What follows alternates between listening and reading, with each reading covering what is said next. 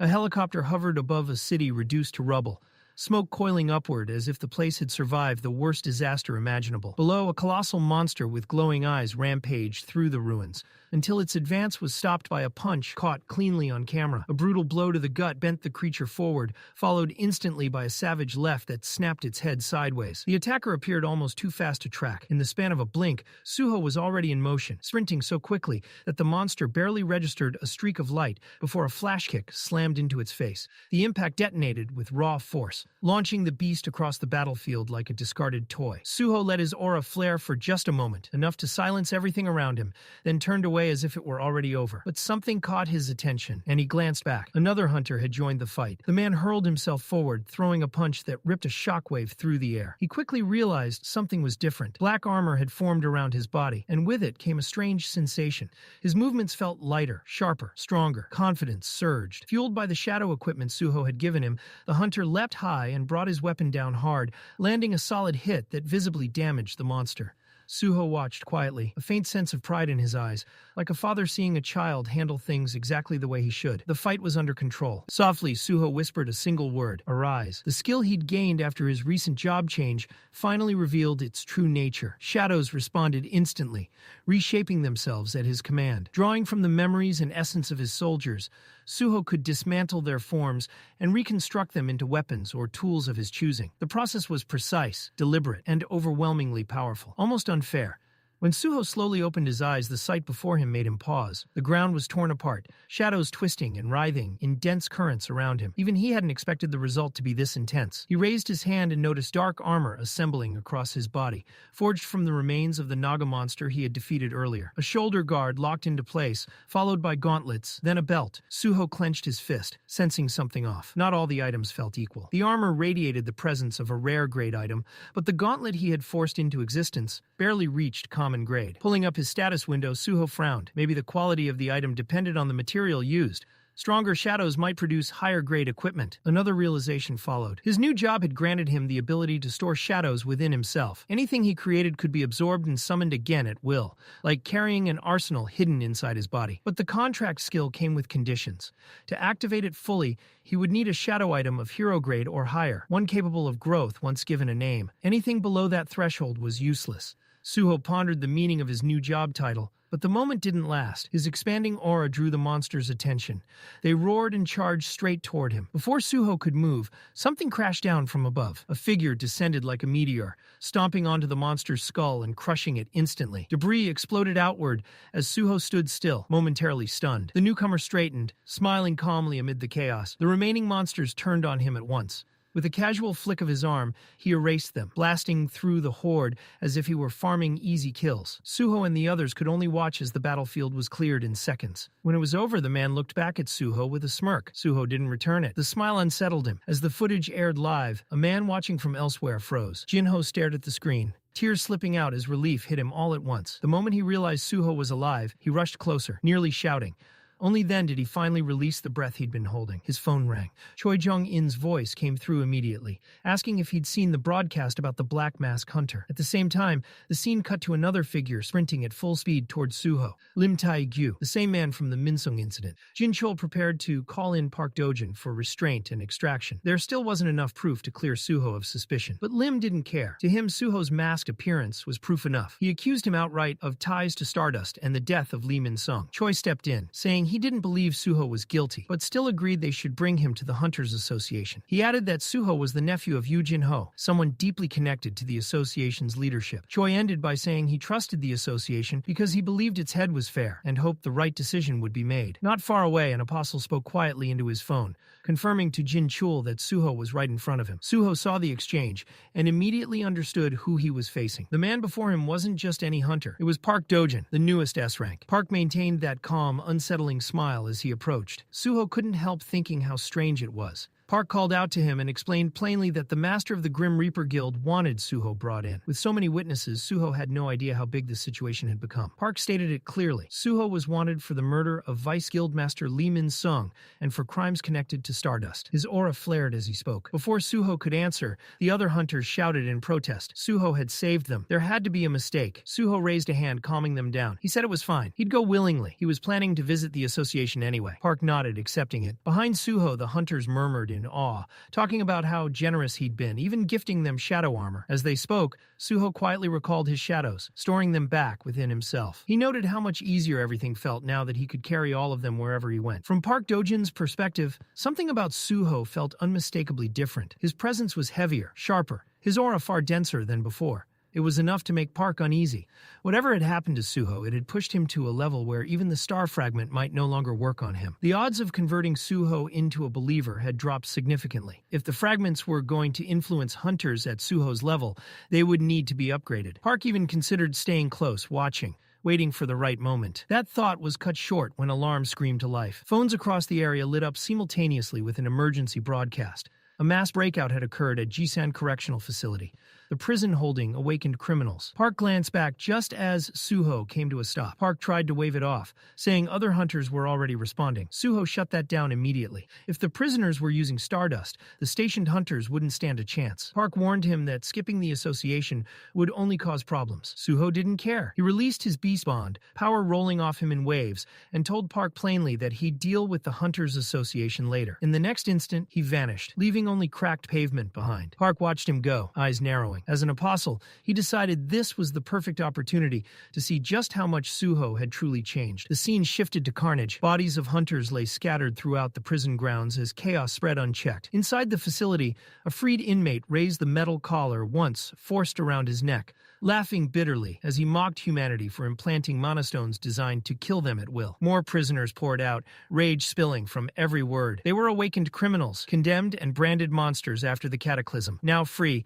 their resentment exploded outward. At their center stood Kwang Dong-suk. Hundreds of B2D ranked inmates gathered behind him, feeding off his fury as he turned a breakout into a full-scale dungeon disaster. Sirens wailed across the city, emergency alerts echoing between skyscrapers as loudspeakers ordered civilians to evacuate immediately. Jisan was bleeding into the streets. Elsewhere, a residential door glowed red-hot. Metal softened, warped, and a burning hand punched through, tearing it open. Inmates stepped inside casually, as if they owned the place. No panic, no rush, just criminals claiming a new hideout. One adjusted a pristine jacket, fussing over his appearance like he had an interview instead of a jailbreak. Another bragged that, with star fragments boosting their stats, nothing could stop them now. They laughed about a mysterious S rank backing them up, calling him their personal raid boss. The mood shattered when one prisoner shouted about finding a hidden liquor stash, sending the group into an argument over loot priorities. From inside a closet, a pair of terrified eyes watched it all unfold. The boy's hands shook as he clutched his phone, trying to call for help. Too late. They'd already smelled his weak aura. Someone asked him if he wanted a drink. There would be no rescue. On a rooftop overlooking the burning city, Kwang Dong-suk stood smiling as smoke rolled through the streets below. Prisoners clashed with hunters, civilians caught in the crossfire. This was paradise to him. That smile vanished when a voice ordered him to hurry. From the smoke behind him emerged Kang Taishik. Dong-suk sneered, reminding Kang that he was still his servant, his brother's dog. Kang didn't react. He said flatly that he was doing this for himself. His mission was simple: smuggle Dong-suk out of the country. Dong-suk grabbed Kang by the collar, flexing his strength, demanding respect despite his lower rank. Kang barely flinched. To him, Dong-suk was a fraud, too afraid to use a star fragment and face the consequences. Kang remembered the real objective. This chaos was just a distraction. The true goal was to extract Dong-suk and deliver him to his brother, nothing more. Dong-suk leaned in, demanding confirmation. Kang exhaled slowly, backing down, not out of fear of Dong-suk, but because of the S rank lurking behind the scenes. Crossing that line meant death. He agreed. Above the city, a helicopter rested on a skyscraper helipad. Choi Jong-in walked beside Woo Jin-chul, smoke curling around them. Choi explained that this was the first time since the Great Cataclysm that the association chairman himself was entering combat. Jin-chul couldn't stay idle while civilians were dying. Choi briefed him quickly. The prison control center was destroyed. Restraints were gone. Association hunters nearby had been ambushed and left critical. An A-rank guard post had been wiped out, and illegal star fragments were in use. Only someone extremely powerful could have orchestrated this. Lim Tae-gyu approached, asking if there really was a mastermind behind the chaos. Jin-chul thanked him for coming. Lim then dropped the bombshell. Suho had ignored the association's summons. Instead, he'd left a message saying he was heading straight to Jisan Correctional Facility, the same place tied to the illegal Stardust trade. Jinchul froze. Lim tightened his grip on his bow, laying out his theory. Suho had shown up masked to kill Lee Min-sung and erase loose ends. He'd registered as a false awakened to hide his real power. In Lim's eyes, Suho was a high-risk villain. He declared he'd join the mission to take him down. Choi frowned, pushing back. What if Suho hadn't gone to Jisan to destroy it, but to stop it? Wu Jinchul pointed out how off the situation felt. Disappearing for this long, avoiding the association, deliberately hiding his rank. None of it lined up with someone acting purely out of goodwill. Choi Jong-in stepped in, voice firm, saying they had to treat Sung Suho as a potential villain. Unpredictability alone made him dangerous. From a distance, the apostle watched in silence. In his current state, clashing with multiple S ranks was suicide. He wondered if Suho had anticipated this exact reaction. The thought lingered, how far Suho had already gone. Even after the Hunters Association banned Stardust, Suho still risked the brutal side effects to obtain a star fragment. That wasn't recklessness. That was resolve. For now, the apostle decided he'd observe from afar and let Suho make the next move. Suho was already gone. He tore through the forest at full throttle, beast possession pushed to its limit, moving like a living blur. Trees bent and snapped behind him as Gray clung tight, wind screaming past them. Suho scanned the terrain mid-sprint, senses stretched thin, asking if this was the right place. Then he heard it. Screams. Inside the prison, chaos bled outward. Civilians crying for help, hunters shouting orders, prisoners roaring in savage glee. Through his bond skill, the pain hit Suho all at once. Every death cry slammed into his mind like a hammer. He snapped. Suho smashed through the outer structure in a violent burst of speed, obliterating the barrier between himself and the nightmare within. Sweat streaked down his face, rage burning hot as he charged forward with one thought. Anyone hurting civilians was getting erased. He landed in a hallway drowned in blood and bodies. The prisoners froze, staring at him in disbelief. One laughed, baffled, pointing out that a man and a dog had literally dropped from the sky. Suho gave Gray a brief nod of thanks, telling him to hang back. From here on out, it was his problem. Knives came up. Smirks followed. They mocked him, convinced he'd be dead before the fight even started. Suho vanished. One blink later, a thug slammed into the wall.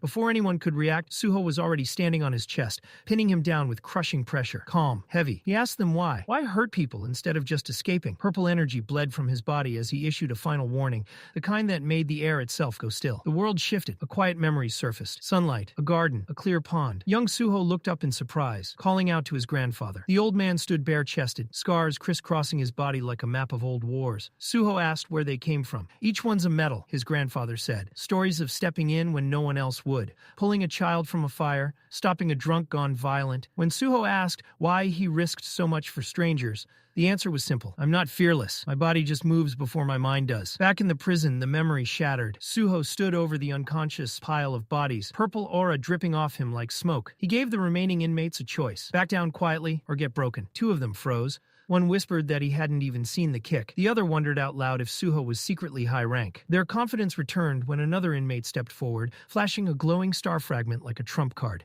He bit down on it, crunching the crystal as golden light exploded outward. The floor shook. Bodies flew. Auras ignited. One of them laughed wildly, a glowing cross burning in his eye, boasting he was strong enough to drop an S rank now. Suho's eyes glowed purple. He asked if they really thought this was cute, or if they wanted to die quietly. From the shadows, something twisted crawled into existence. A ghostly figure wearing Lee Min-sung's face watched the carnage like a show. The presence made Suho pause for half a second. That was enough. The ghost mocked him, sneering about hesitation, reminding him the convicts had taken star fragments to fight. It stepped closer, taunting him as a rookie who couldn't kill even if he tried. Suho answered with action. One blast punched straight through a prisoner's body, then another. His restraint snapped. He stomped down, crushing a man without blinking. Silence hit the room before panic detonated. They rushed him together. One lunged. Suho stole his weapon mid-motion and cut him down in a single slash. Another couldn't track Suho's speed despite the fragment boost. The question died as Suho's fist caved his face in. The rest charged in desperation. Suho didn't move. Instead, shadows answered. Black spears erupted from the floor, skewering the attackers in an instant. Bodies hung suspended mid-air, impaled, twitching. Suho stood untouched beneath them. Min-sung's ghost drifted behind him, hand resting on Suho's shoulder, praising how fast he'd grown. He mocked him for killing humans, asking if Suho could even tell the difference anymore, calling him a monster too.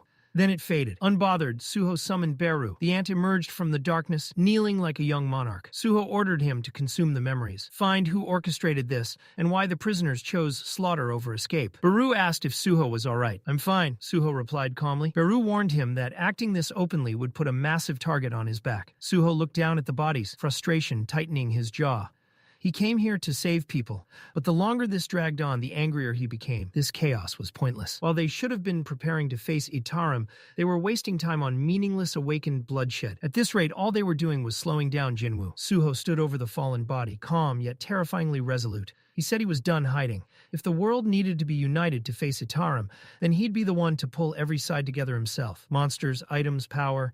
Anything that could fight was fair game. His purple eyes burned as he made it clear this wasn't a threat or a bluff. It was simply what would happen. Beside him, Beru tilted his head, an amused grin spreading across his face as he asked if Suho really intended to place the entire world under his command. Suho corrected him calmly. He wasn't gathering subjects, but allies. Beru visibly perked up, barely able to contain his excitement at how bold his monarch sounded. Bodies littered the ground as Suho stood amid the wreckage like the final boss of a dungeon. He said the city was crawling with villains, and the only way to deal with them was to match their numbers. Violet light spilled from his raised hand as his gaze hardened. He wouldn't hesitate anymore. Every fallen convict around him was about to become part of his shadow forces. Elsewhere in the city, a sleek Rolls-Royce screeched through a narrow street before erupting in a violent explosion, flames flooding the road. From a nearby rooftop, a small group of escaped convicts watched the fire bloom.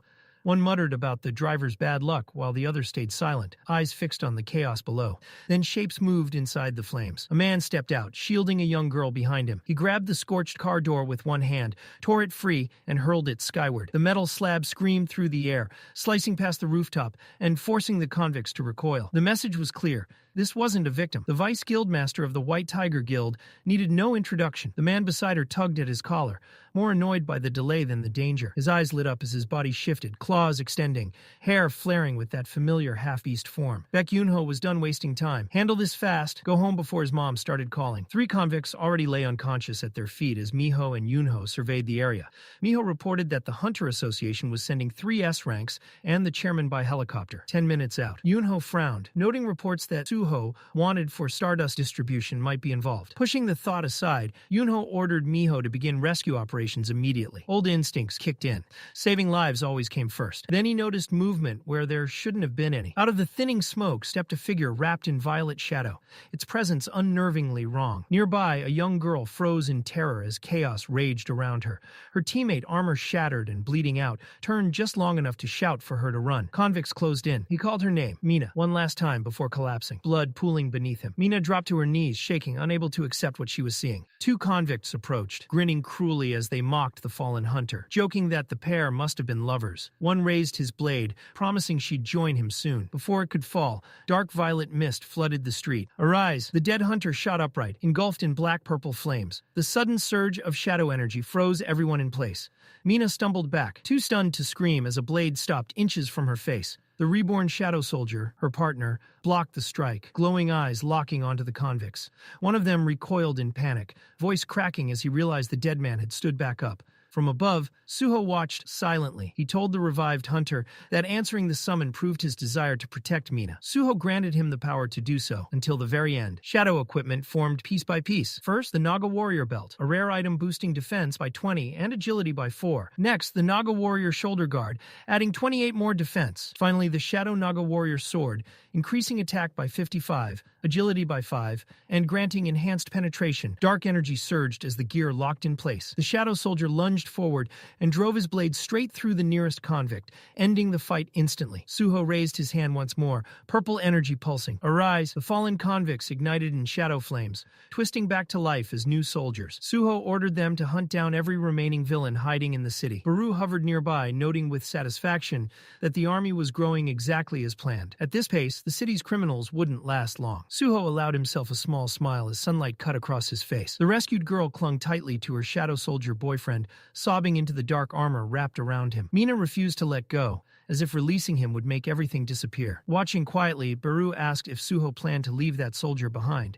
Suho nodded. The shadow would fade after a day anyway, so he was letting them have their goodbye. Then Suho stiffened. A faint ripple of dark energy brushed his senses. Subtle, but wrong. His eyes shifted to the side. Something didn't feel right. He muttered that hopefully, this time, they'd finally trace the one pulling the strings behind all this chaos. The scene shifted to another street. Suho's shadow soldiers were locked in brutal combat. Purple blades clashed as several shadows were cut down. Moving through them effortlessly was Kang Taesik, calm and merciless, red eyes glowing as he carved through another soldier without breaking stride. Nearby, Hwang Dong-seok's younger brother stared in disbelief. He muttered that he'd never seen black monsters like these before, unease creeping into his voice. Turning sharply, he shouted at Kang, calling him Fixer, ordering him to clean this up as more shadow soldiers rushed in. Kang barely spared him a glance.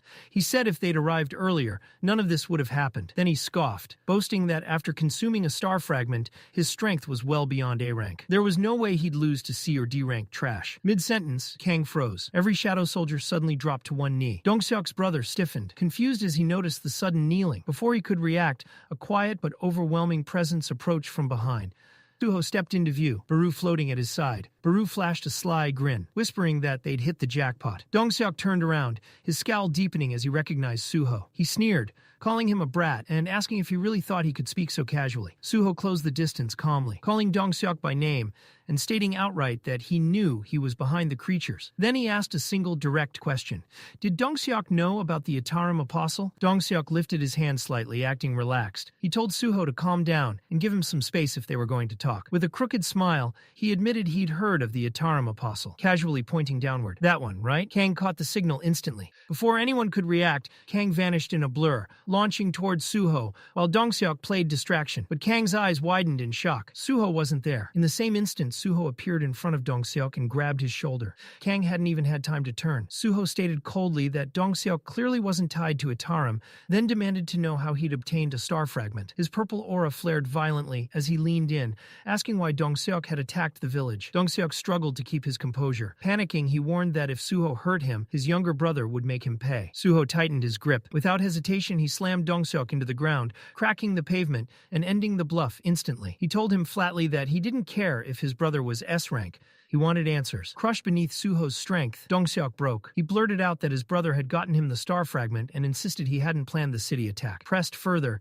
he admitted the truth. There was no plan at all. He just enjoyed ordering people around and watching them obey. Suho's eyes darkened. Innocent lives had been hurt for something that meaningless. Dong-seok tried to bargain, promising he'd convince the other escapees to surrender. But his voice faltered as he noticed Kang moving away. He shouted after him, demanding to know what he was doing. Kang didn't answer. Realizing Suho was far too dangerous, Kang chose to abandon Dong-seok and escape. A deep commanding voice cut through the air. That won't do. Golden eyes opened above Kang, radiating authority. His body froze mid-step, shock twisting his expression as an invisible power seized him. Far above the city, Park Dojin sat calmly in a helicopter, deciding he wanted to see Suho's true strength before the S-ranks arrived. His will reached Kang like a command. Obey the impulse within you. Park's eye glowed gold as the control took hold. Kang was overwhelmed instantly, golden light flooding his body as he was forced into a battle stance. Blades drawn, now nothing more than a puppet aimed at Suho. Kang lunged, swinging fast enough to tear the air apart. Suho didn't even flinch. He tilted his head slightly,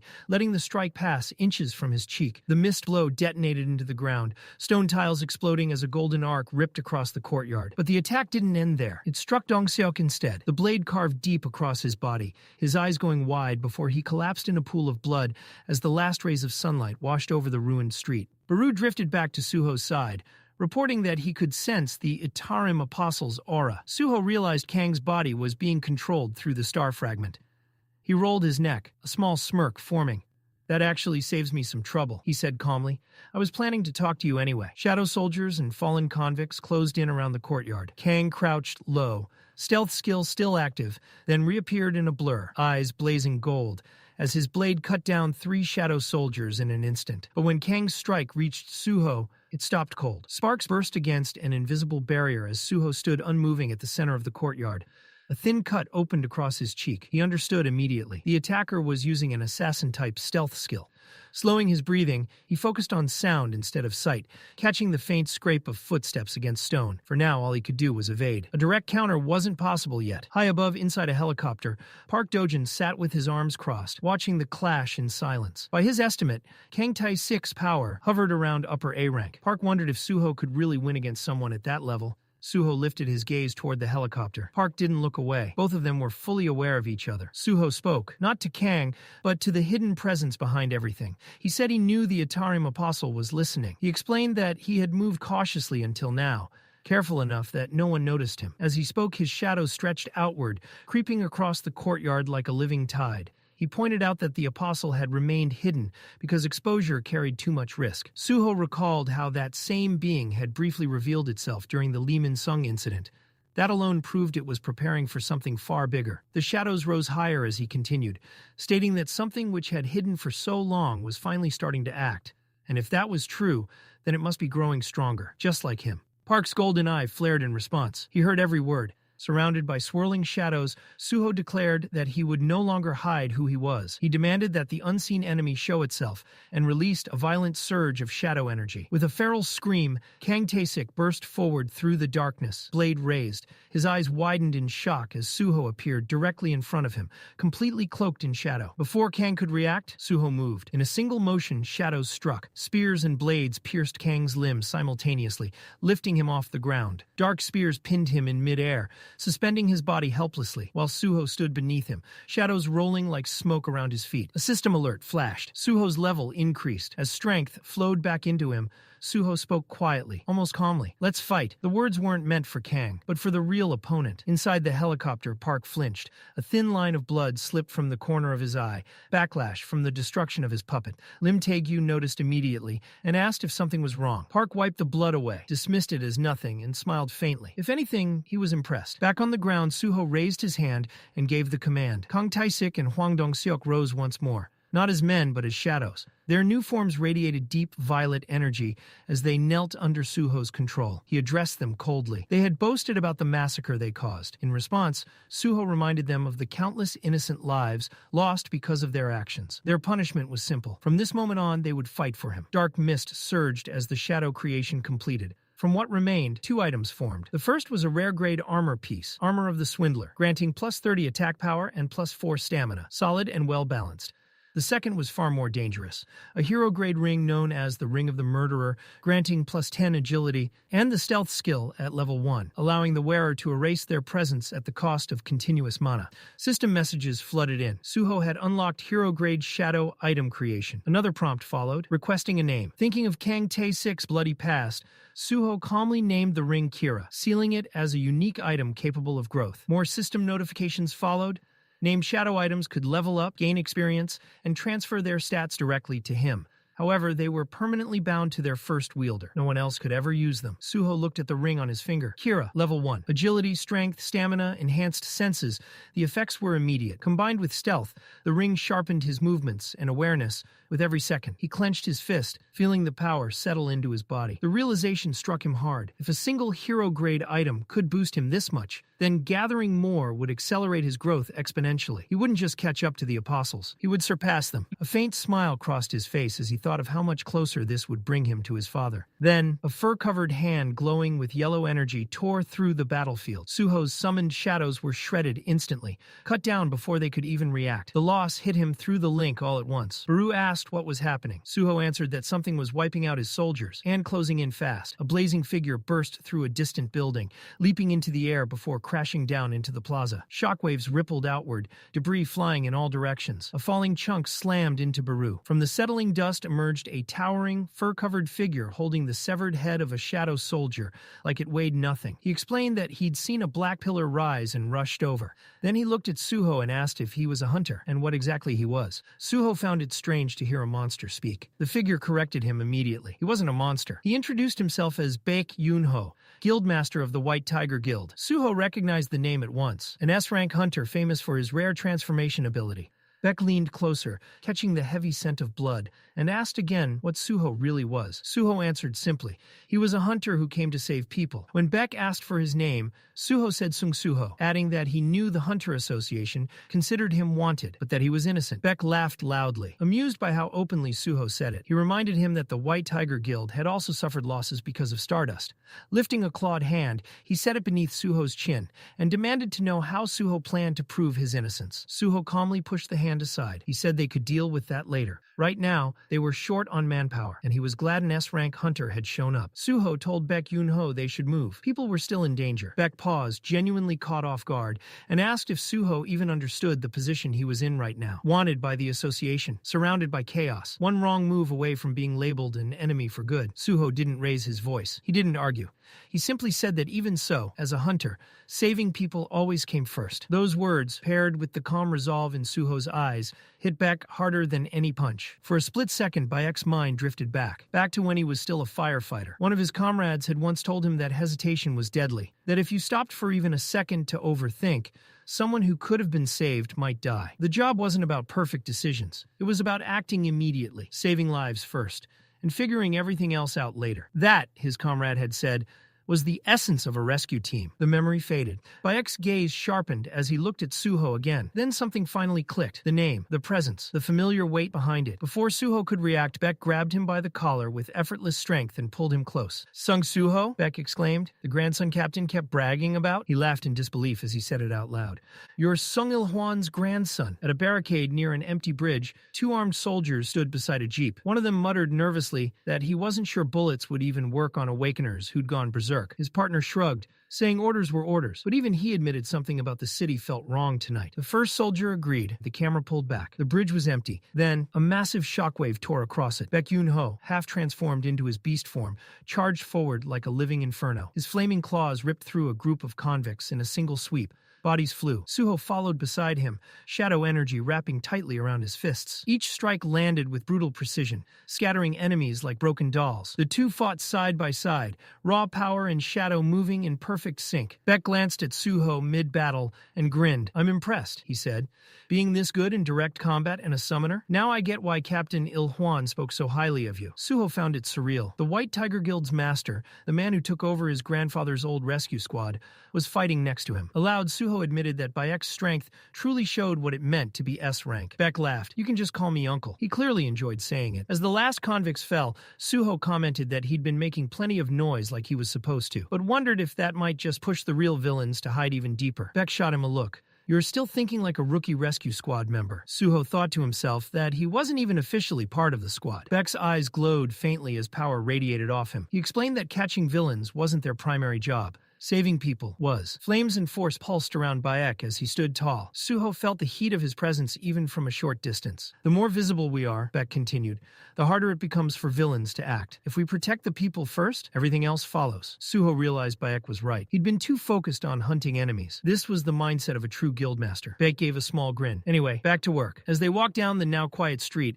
Bayek casually asked if Suho had a girlfriend. Suho said no. Beck smiled wider. Perfect. My daughter's single. He joked that this might be the perfect chance to form family ties with Captain Sung Il-hwan. High above, Woo Jin-chul stared out the helicopter window while Miho finished a call. She reported that evacuations were complete. Both hunters and civilians were safely moved. Jin-chul thanked her, then frowned as he scanned the streets below. Among the terrorists and criminals, he kept spotting strange black humanoid figures. What are those? He asked. Miho admitted she didn't know. For now, they couldn't be identified. Without another word, Lim Tae-gyu rose from his seat and moved toward the open door. If they were unknown, he'd treat them as enemies. Jin-chul shouted for him to wait, but Lim ignored him and leapt from the helicopter. Park Dojin remained calm, completely unfazed. As Lim fell, his eyes sharpened. Crimson targeting marks spread across the rooftops, locking onto every shadow soldier below. The city lit up with red reticles. Lim drew his bow. One sweeping volley. Energy arrows tore through the skyline, striking every marked shadow in a single devastating instant. Suho felt the shift immediately and looked up. Baek Yun-ho, standing beside him, explained calmly that the newcomers were allies. No need to worry. The association had sent S-rank support. Relief washed over Suho. With S-ranks here,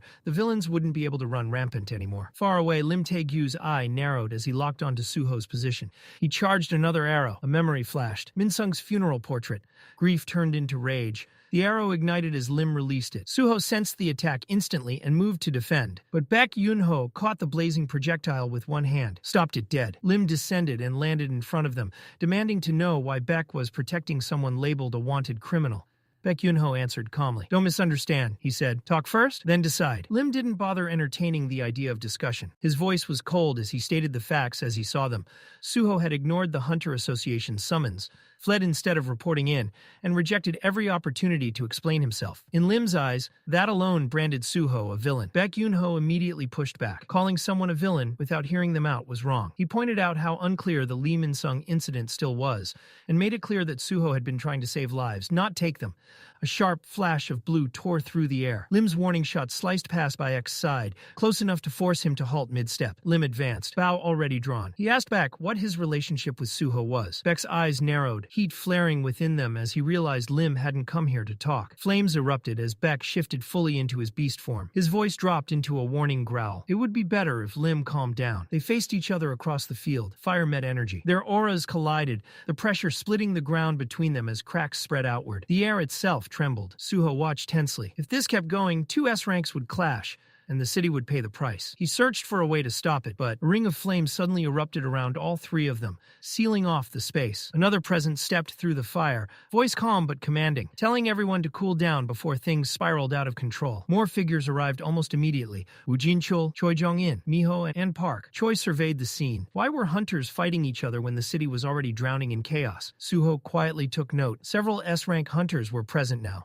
Even the association chairman himself. Baek relaxed slightly. Finally, someone reasonable. He stepped forward and spoke plainly. Suho was the grandson of the captain who once helped him. Baek said he would vouch for him. Silence followed. Miho broke it, her tone firm as she addressed her father.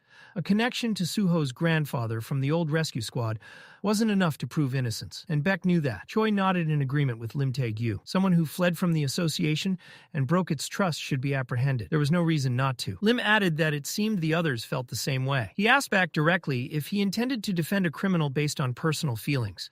Then came the order. Baek Yunho was told to step down. If he refused, they would subdue him first. Baek glanced back at Suho, saying at the very least they should talk this through before anyone moved. Another voice cut in, calm, firm. Suho deserved to be heard. Suho stiffened as Woo Jin-chul met his gaze and asked the question plainly. Could he prove his innocence? Inside, Jin-chul reflected. He had long wondered why memories from a past life had returned to him. Somewhere deep down, he knew Sung Jin-woo understood that one day, even he would disappear from this world. For the sake of a world already shattered by catastrophe, and for the battles still ahead, Jin-chul made his choice. He faced Suho fully, resolve sharpening. Can you prove your innocence? His narrowed eyes made it clear. This answer mattered. Suho hesitated. Choi stepped forward, addressing Jin-chul. This wasn't the place for explanations. Suho had already fled once. Even if he'd been saving people, responsibility still mattered. Jin-chul watched him closely, realizing grimly that Hunter Choi might be the biggest obstacle here. Choi laid it out. Suho had faked his registration, appeared at every Stardust-related incident, and had even been tied to the death of Lee Min-sung. Lim snapped that with Choi saying it outright. The decision was practically made. Suho needed to be arrested now. By the book, Jin-chul admitted to himself, Choi was right. But he also remembered that Suho had always acted with reason. Choi adjusted his glasses, silently noting that in all his years, this was the first time he'd seen Jin-chul make what he considered a serious mistake. Why risk clashing with powerful guilds, especially with someone as dangerous as Lim, just to protect Suho? Shadow energy surged around Suho as he stepped forward. He said he would prove his innocence himself. His method, he warned, might be extreme. Jin-chul reached out, shouting for him to stop, sensing the situation tipping over the edge. Lim saw Suho's power rise and took it as a challenge. He wouldn't let Suho escape again. The arrow was released. It crossed the field in an instant and slammed into Suho's shoulder before anyone could react. Baek shouted Suho's name as Suho slid back from the impact. Then Lim's eyes went wide. Shadow energy pierced straight through him. Suho's shadow key struck Lim directly, dragging buried memories violently to the surface. Visions of the past world, of Suho's father, of the truth behind this war flooded Lim's mind. His body collapsed. Choi and Miho called out in shock as he hit the ground. Suho clutched his shoulder, still feeling the burn of the arrow. Baru's voice echoed anxiously, asking if Suho truly planned to restore all of their memories. Suho thought fast. If hunters from his father's generation remembered their past lives, they'd finally understand. They'd finally listen. That was the only way. And to do it, he couldn't hesitate. Shadow energy exploded from him as he launched toward Choi, intent clear. Force him to remember, just like Lim. But Choi didn't move. Flames roared upward. A massive pillar of fire erupted between them, cutting Suho off completely. Beck shouted Suho's name again. Choi stood unmoved within the inferno, eyes blazing. Choi didn't lower his guard. He told Suho flat out that charging in like that only proved Lim had been right all along. Then, something tore through the wall of fire. Choi Jong-in's eyes went wide as Suho burst straight out of the blazing pillar. In Suho's mind, only one thought echoed on repeat. Please, let this hit reach him. Just before the strike could fully connect, Miho and Park snapped into motion. They appeared in Suho's path instantly, blocking him without hesitation. Their eyes locked onto his, and Suho took the counter hit head-on. Pain exploded through his body. He ate the full damage, but it didn't matter, because the shadow key had already pierced Choi's chest. A dark glow spread across Choi's body, crawling like a cursed seal activating. His expression froze as memories detonated inside his mind. Scenes from the original world, monarchs, hunters, wars that should not exist. His knees buckled. Choi collapsed. Miho shouted his name, shock cutting through her voice as she rushed to his side. Suho, bleeding and drained, dropped to one knee, then to the ground. His voice came out quiet, almost empty. I've done all I can. Now all that was left was to wait. Miho spun towards Suho, fury flaring, ready to throw hands, but a voice cut through the heat of the battlefield.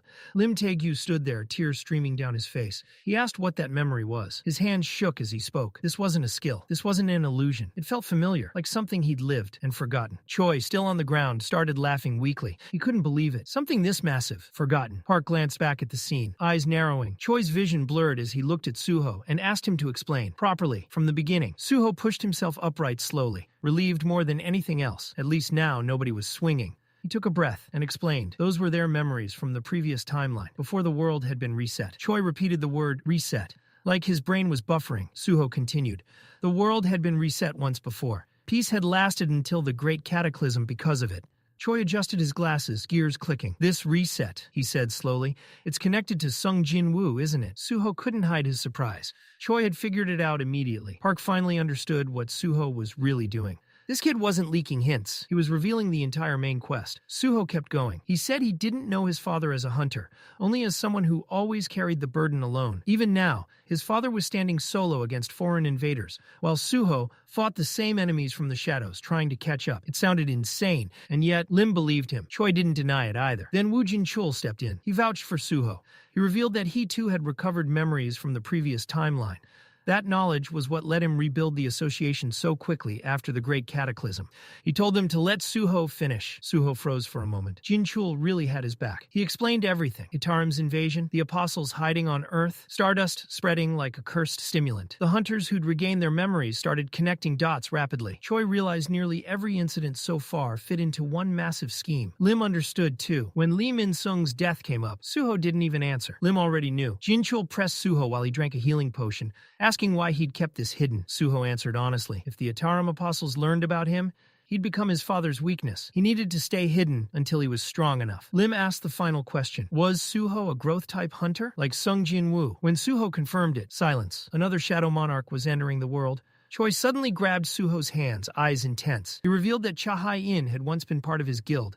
Suho short-circuited. His mom was a hunter? He started blushing, brain completely fried. Lim quietly turned away and walked off, emotions hitting harder than any arrow. While everyone else processed the truth, Park stayed silent. Inside, calculations ran non-stop. Suho had played this well, too well. If Park had been weaker, this would already be dangerous. Revealing himself without knowing Park's true nature, did Suho really believe his growth would outpace an apostle? The next fragment needed to arrive soon. Baek Yoon-ho finally spoke, saying it was good things were cleared up, but he was still completely lost. Suho smiled lightly and said that was fair. Then he made a suggestion.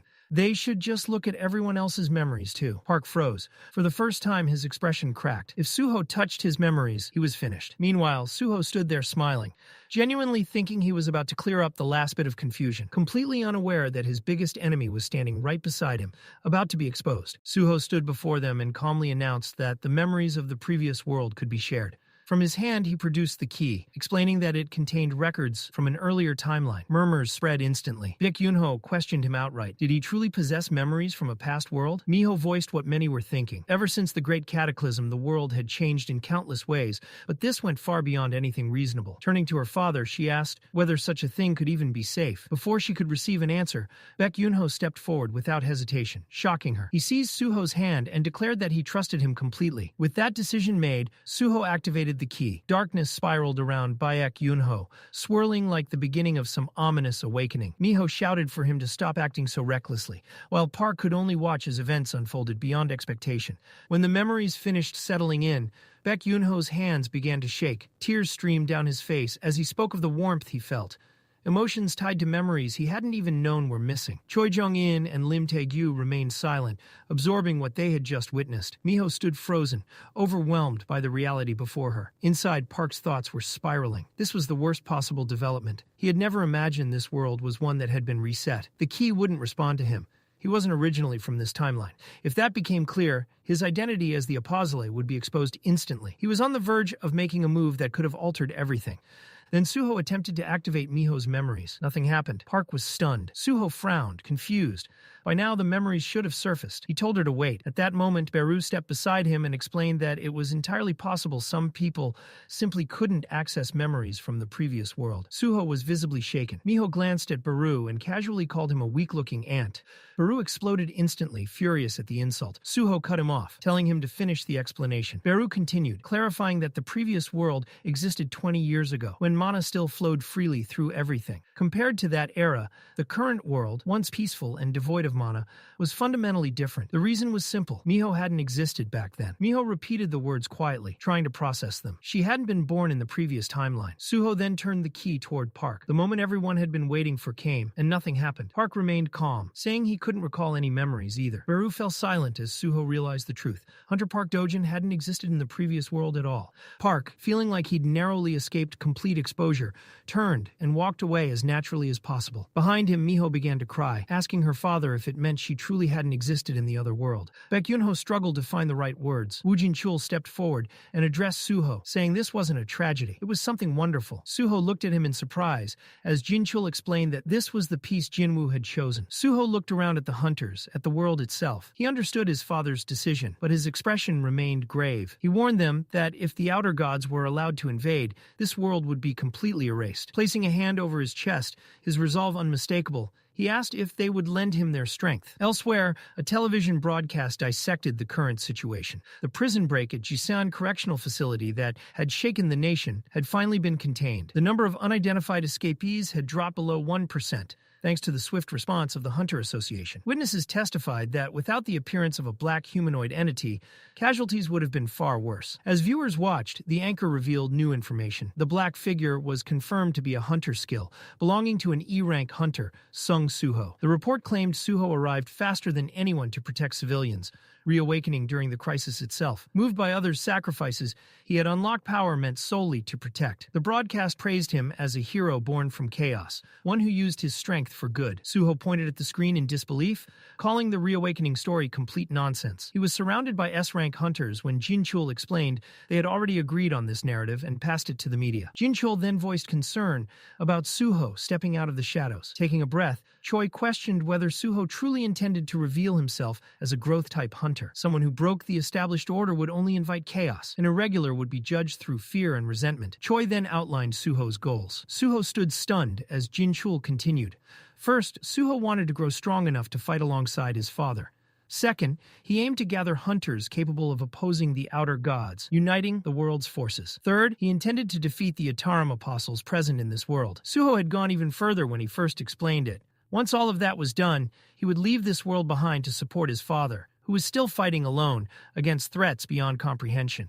Choi calmly lifted his teacup, took a slow sip, and then delivered the truth without sugarcoating it. If Suho truly intended to unite this world's strength against the Itarim, raw passion wouldn't be enough. He would need to manage his image, understand how to sway public sentiment, and make calculated, deliberate choices. Moving hearts required strategy, not just conviction. Suho acknowledged it silently. Choi wasn't wrong. There was nothing to argue against. He asked if this advice meant Choi was willing to stand with him. The answer came before Choi could respond.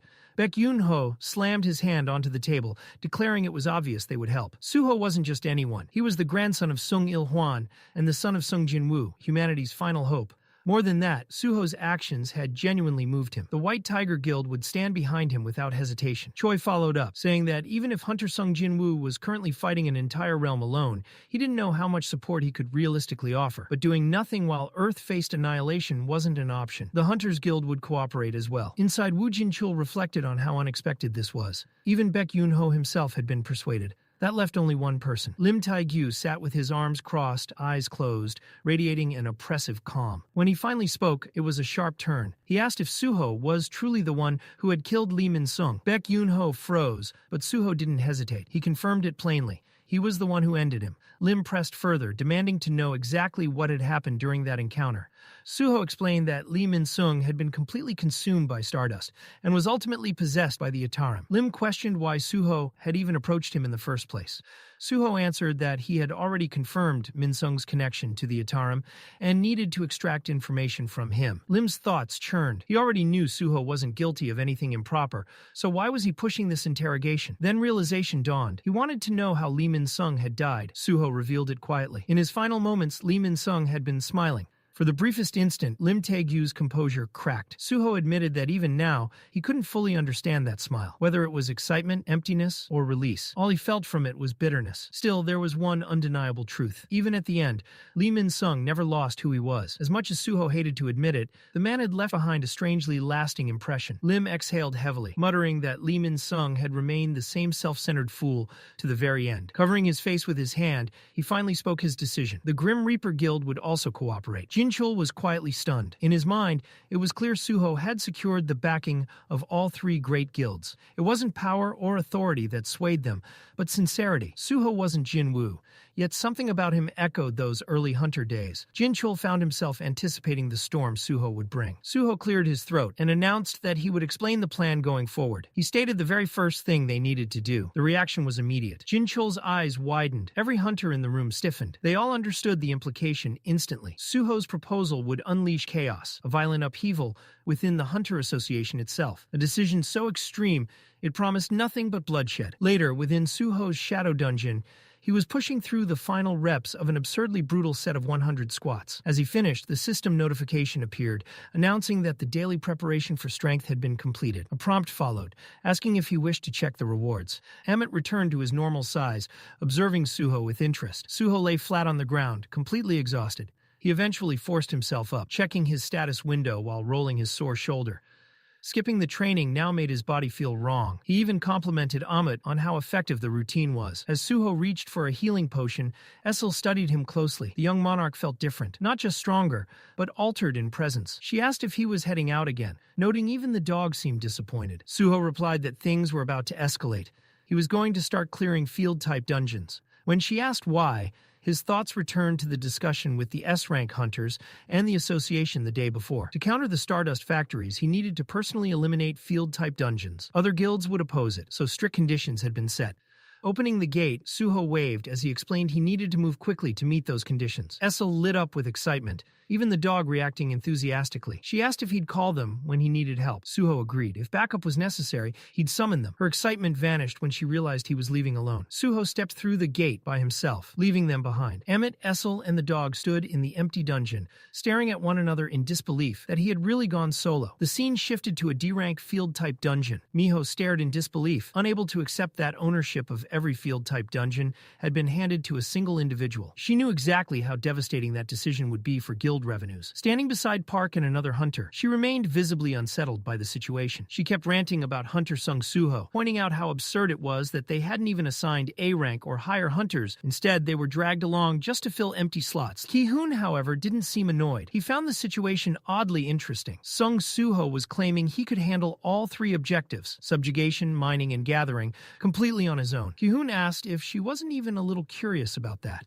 She scoffed, calling it pure bravado. Suho just acting tough. Inside, though, her thoughts were tangled. Ki-hoon smiled faintly, his mind drifting to the idea of a growth-type hunter. He wondered whether Choi Jong-un's words would end up being proven right. Nearby, Park Do-jin stayed silent, observing everything without inserting himself. Then the air shifted. A massive surge of energy rippled outward, followed by a deep rumble that shook the mountains. Ki-hoon and Miho stiffened instantly, recognizing the tremor for what it was. Ki-hoon muttered that Suho hadn't even been inside for an hour. Moments later, they saw him. Suho emerged in the distance, shadow soldiers marching behind him, each hauling carts piled high. Minerals, diamonds, magic resources, everything was stacked to the brim. Looking almost embarrassed, Suho thanked them for waiting. He explained that the boss fight itself had ended quickly, but extracting the magic essence stones took longer than expected. When he showed them the chamber filled with magic crystals, both Miho and Ki-hoon were left speechless. Suho casually added that he planned to clear 3 more locations today, and asked if they should move on to the next field-type dungeon. Park remained quiet, his expression stiff. Elsewhere, the S-rank hunters had gathered again. Choi voiced his concern, questioning whether handing over every field-type dungeon to Suho was truly the right call. These dungeons were infinite resource generators, constant supplies of magic essence stones and monster materials.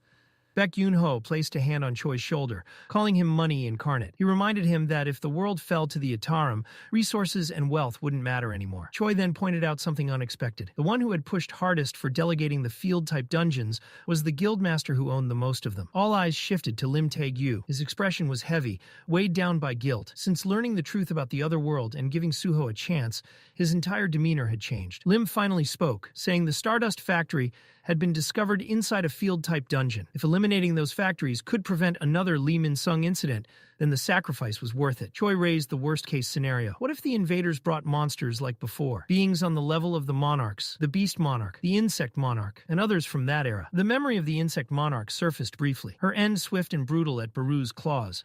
Proof that Jinwoo had shown no mercy. Could they really handle threats like that again? Baek Yoon-ho recalled facing the beast monarch in the other world. The sheer helplessness of that moment resurfaced. Woo Jin-chul shut down the growing unease. He pointed out how unusually pessimistic everyone sounded. Avoidance wasn't an option. If Suho was the one handling this, then he trusted him to see it through. He acknowledged the backlash that would come from stripping guilds of field-type dungeon ownership. The resistance would be fierce. It echoed a prior discussion between Choi and Suho about persuasion. Choi had pointed out that hunters like Baek Miho or Park Do-jin, those without memories of the previous world, wouldn't easily accept talk of outer god invasions. Convincing them would be difficult. Jin-chul then presented the only realistic solution, reaching national hunter class. He named hunters whose power rivaled entire countries: Thomas Andre of the United States, Liu Zhigang of China, and Siddharth Bachchan of India. These were irregular existences, figures whose strength alone drew others to follow. If Suho could reach that level, or surpass it, that fact alone would silence doubt. Suho repeated the phrase quietly, National Hunter Class. After a brief pause, he made his declaration. Within a month, he would become strong enough to convince any hunter he stood before. That was his promise. Back in the present, Jin-chul told the assembled S-ranks to focus on the battle ahead, gesturing toward the door. They stepped through together. On the other side stood members of the Azure Cloud Guild, Lava Guild, and Hosung Region Daesung Guild. Elsewhere, Suho was in motion, his fist charged with power as he tore through mobs, kicks and strikes flowing as if the enemies were nothing more than training dummies. As he exited with his shadow soldiers, Ki-hoon quietly asked Miho if what they were seeing was even real. Miho replied that she wanted to ask the same question, especially after just 2 days. In that time, Suho had cleared and mined multiple field-type dungeons, 2 D ranks, 4 C ranks, and 2 B ranks. Ki-hoon noticed it clearly now. Solo clearing was impressive on its own, but Suho's mana was visibly increasing with every dungeon. They could see it, an overwhelming aura radiating from him, proof that he was only just getting started. Outwardly, Suho remained calm around others, but behind him his shadow soldiers were barely holding it together, practically celebrating as they watched their master push himself harder with every clear. Suho glanced down at his status, noting how his magic power ranking reflected a steady rise in MP. With each increase, even his shadow authority felt smoother, more natural to wield. Baru crawled up onto Suho's shoulder, offering to compare his mana with that S-rank hunter with the long eyelashes. Suho brushed the idea aside, saying it wasn't necessary. Baru tilted his head in confusion, but Suho calmly explained that he could already tell just by sensing it. His confidence was steadily climbing. From the flow alone, he felt he was beginning to approach Park Do-jin's level, though he remained unaware of Park's true identity. The pressure rolling off Suho was intense, and his casual attitude toward it made Park uncomfortable just standing nearby. Park could feel Suho growing stronger in real time, and the thought gnawed at him. When Suho finally returned home, the moment he stepped inside, something felt wrong. The atmosphere was twisted, heavy. Then a voice echoed through the room, dripping with malice. What a shame. If your family had arrived first, I would have left them in the the same miserable state. Suho found a man seated inside his home, broken furniture scattered around. The intruder smiled and greeted him by name. The grin belonged to Hwang Dong-soo, an infamous S-rank awakened. Dong-soo casually repeated his threat, then introduced himself properly, stepping on Suho's family photo as he spoke. Seeing the portrait crushed underfoot ignited Suho's anger instantly. As Dong-soo stood, Suho recognized him at once, the volatile S-rank no one in Korea dared provoke. Suho recalled Woo Jin-chul's briefing. Dong-soo was the younger brother of Hwang Dong-suk, the mastermind behind the Jisan prison incident. Rumors claimed Dong-soo had orchestrated the breakout himself to free his brother. If that was true, Suho, praised as the hero of that incident, would naturally be a target. Jin-chul had warned him clearly. Hwang Dong-soo was among the strongest S-ranks in Korea. If they ever crossed paths, Suho should run. Dong-soo's eyes gleamed as his aura began to rise, excitement written all over his face. He was eager for a fight. Suho, however, stayed composed. He asked calmly if Dong-soo had come seeking revenge for his brother, pointing out that he wasn't the one who killed him. That had been Kang Tae-sik. Dong-soo was momentarily surprised that Suho even knew about Kang Tae-sik. Still, he shrugged it off. It didn't matter. He wasn't here for revenge. Suho had ruined his plans, and that alone was reason enough. Suho suggested they move somewhere else. Dong-soo scoffed, his aura flaring as he questioned why he should listen. In response, Suho punched straight through the wall beside him. The structure collapsed, alarms instantly screaming throughout the house. Sirens began to blare. Suho explained calmly that his uncle lived nearby. Within 5 minutes, security teams and hunters would flood the area. He asked if Dong-soo still wanted to stay. Dong-soo's grin widened. He couldn't even be annoyed. If anything, he respected the move. Calling Suho a brat, he agreed. They relocated to an abandoned building, isolated and forgotten. Standing face-to-face in the empty structure, Suho and Dong-soo radiated the same tension that once filled the air when Jinwoo faced Dong-soo in another timeline. Dong-soo rolled his shoulders, noting that Suho didn't look intimidated. He asked if the rumors were true. Had Suho really reawakened? Had he even been measured as S-rank yet? Suho replied indifferently that they wouldn't know until it was tested again. Then he asked Dong-soo directly where he'd obtained the Stardust fragment. Dong-soo mocked him, asking if Suho was desperate for awakening drugs, since they were hard to come by now. He laughed, refusing to answer. Suho wondered briefly if Dong-soo hadn't received it from the Itarim after all. He mocked Suho for lucking into an S-rank reawakening and equipped a pair of reinforced brass knuckles. He said he'd educate him personally, because not all S-ranks were equal. With that, Dong-soo unleashed his aura, power exploding outward like a violent surge. Suho immediately sensed it. This man was far stronger than Lee Min-sung ever was. This would be Suho's first real fight against a genuine S-rank. Instead of fear, Suho felt curiosity. Without hesitation, he lunged forward, fist aimed straight at Dong-soo. In an instant, Dong-soo slammed his foot down. A pillar of stone erupted from the ground, launching Suho into the air. The shockwave rippled through the building as Suho gritted his teeth, feeling the impact rattle his core. Dong-soo laughed, taunting him for fighting hand-to-hand despite being a summoner. He told Suho to bring out that black humanoid thing instead.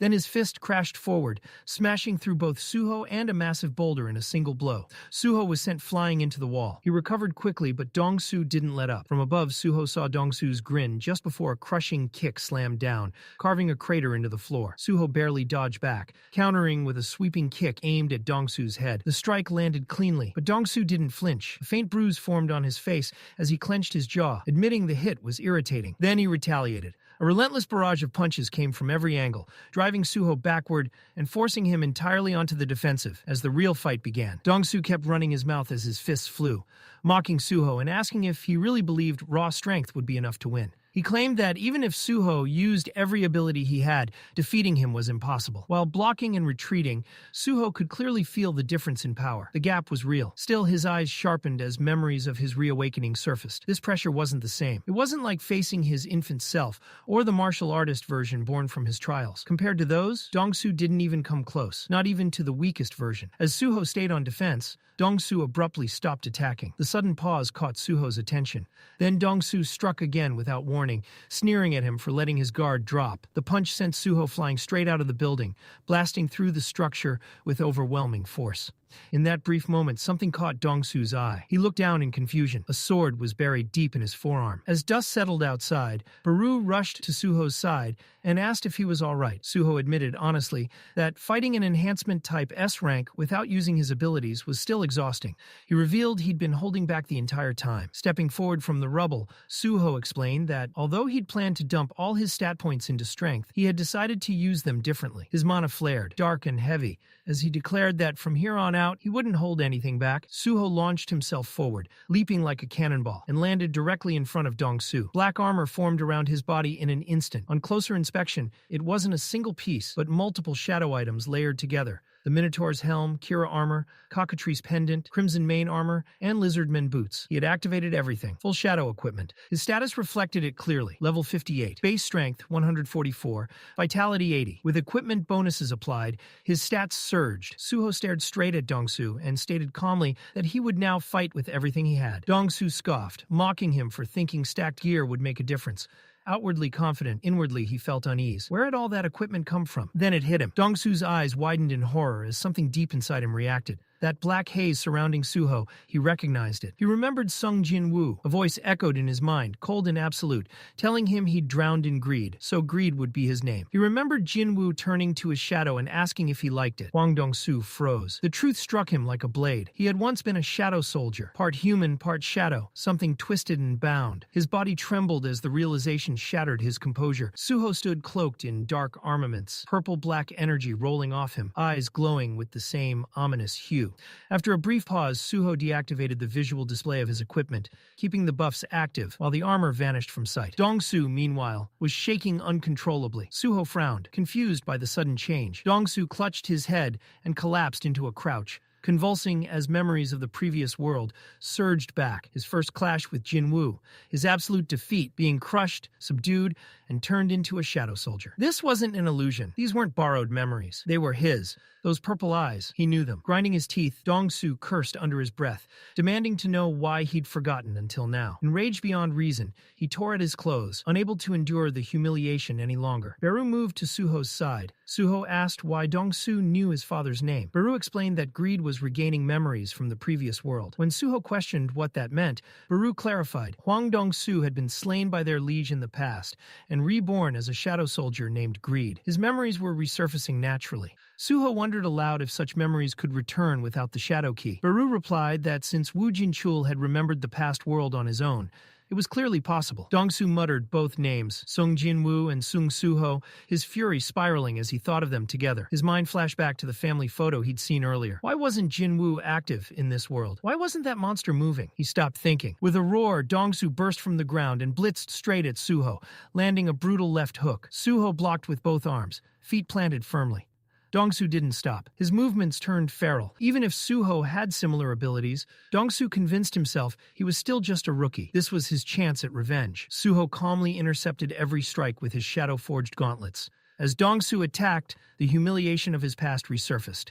Being forced to kneel, to obey, to exist as a shadow. For all of it, Jinwoo's son would pay. The madness burning in Greed's eyes made one thing clear. This was no longer just a fight. He was completely serious about erasing Sung Jinwoo's bloodline to prove he was no longer a slave. While blocking the assault, Suho calmly equipped dual weapons and shot back, asking why Dong-su looked so terrified. The glare he returned made Dong-su's heart stutter.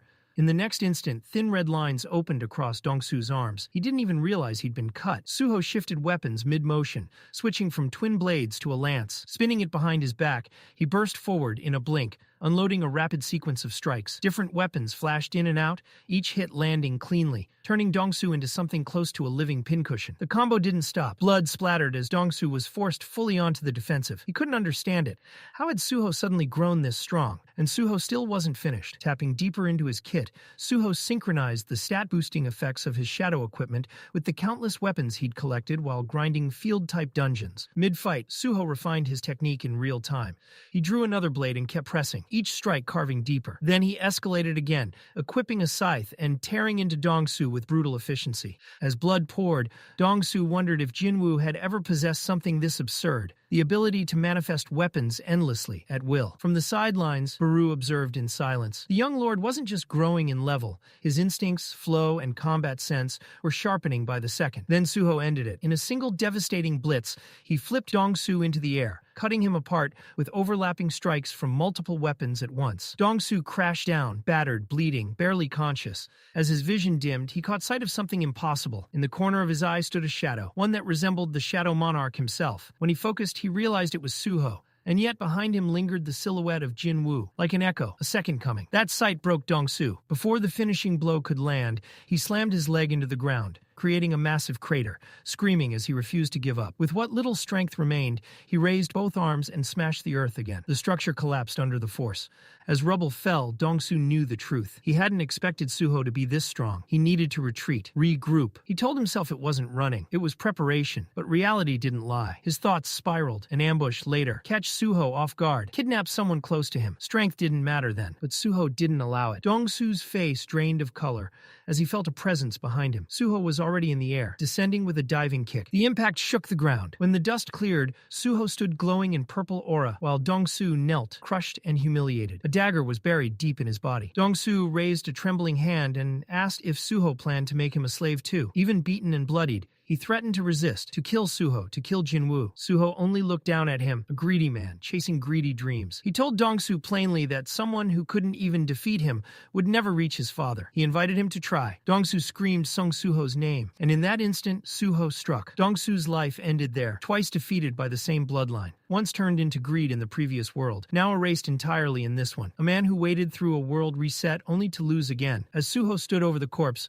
multiple level-up notifications appeared. After examining the body, Suho realized Dongsu had recovered memories of his past life without using the shadow key. The hatred for his father must have been that deep. He asked Baru what he thought about becoming a shadow soldier. Baru replied that serving the Shadow Monarch was the highest honor, though he added that the question itself was bordering on disrespect. Suho reflected that shadow soldiers weren't a reward. They were punishment, eternal loyalty bound after death. They retained will and judgment, but shadow equipment preserved only power, leaving karma clinging to the body. Stepping forward, Suho placed his hand over Dongsu's corpse. Arise! Shadows surged, then scattered. Shadow extraction failed. 2 attempts remaining. Suho clicked his tongue, irritation flashing across his face. Arise! The shadows twisted again, only to disperse once more. Shadow extraction failed, 1 attempt remaining. Baru bristled in fury. How dare greed resist the young monarch after death? Suho paused. He knelt down and placed his hand directly on Dongsu's body. He acknowledged that some final scrap of willpower was still clinging to the corpse. Suho told it to resist all it wanted. He had no intention of sympathizing with an evil man like him. Shadow energy flooded outward, denser and heavier than anything he had released before.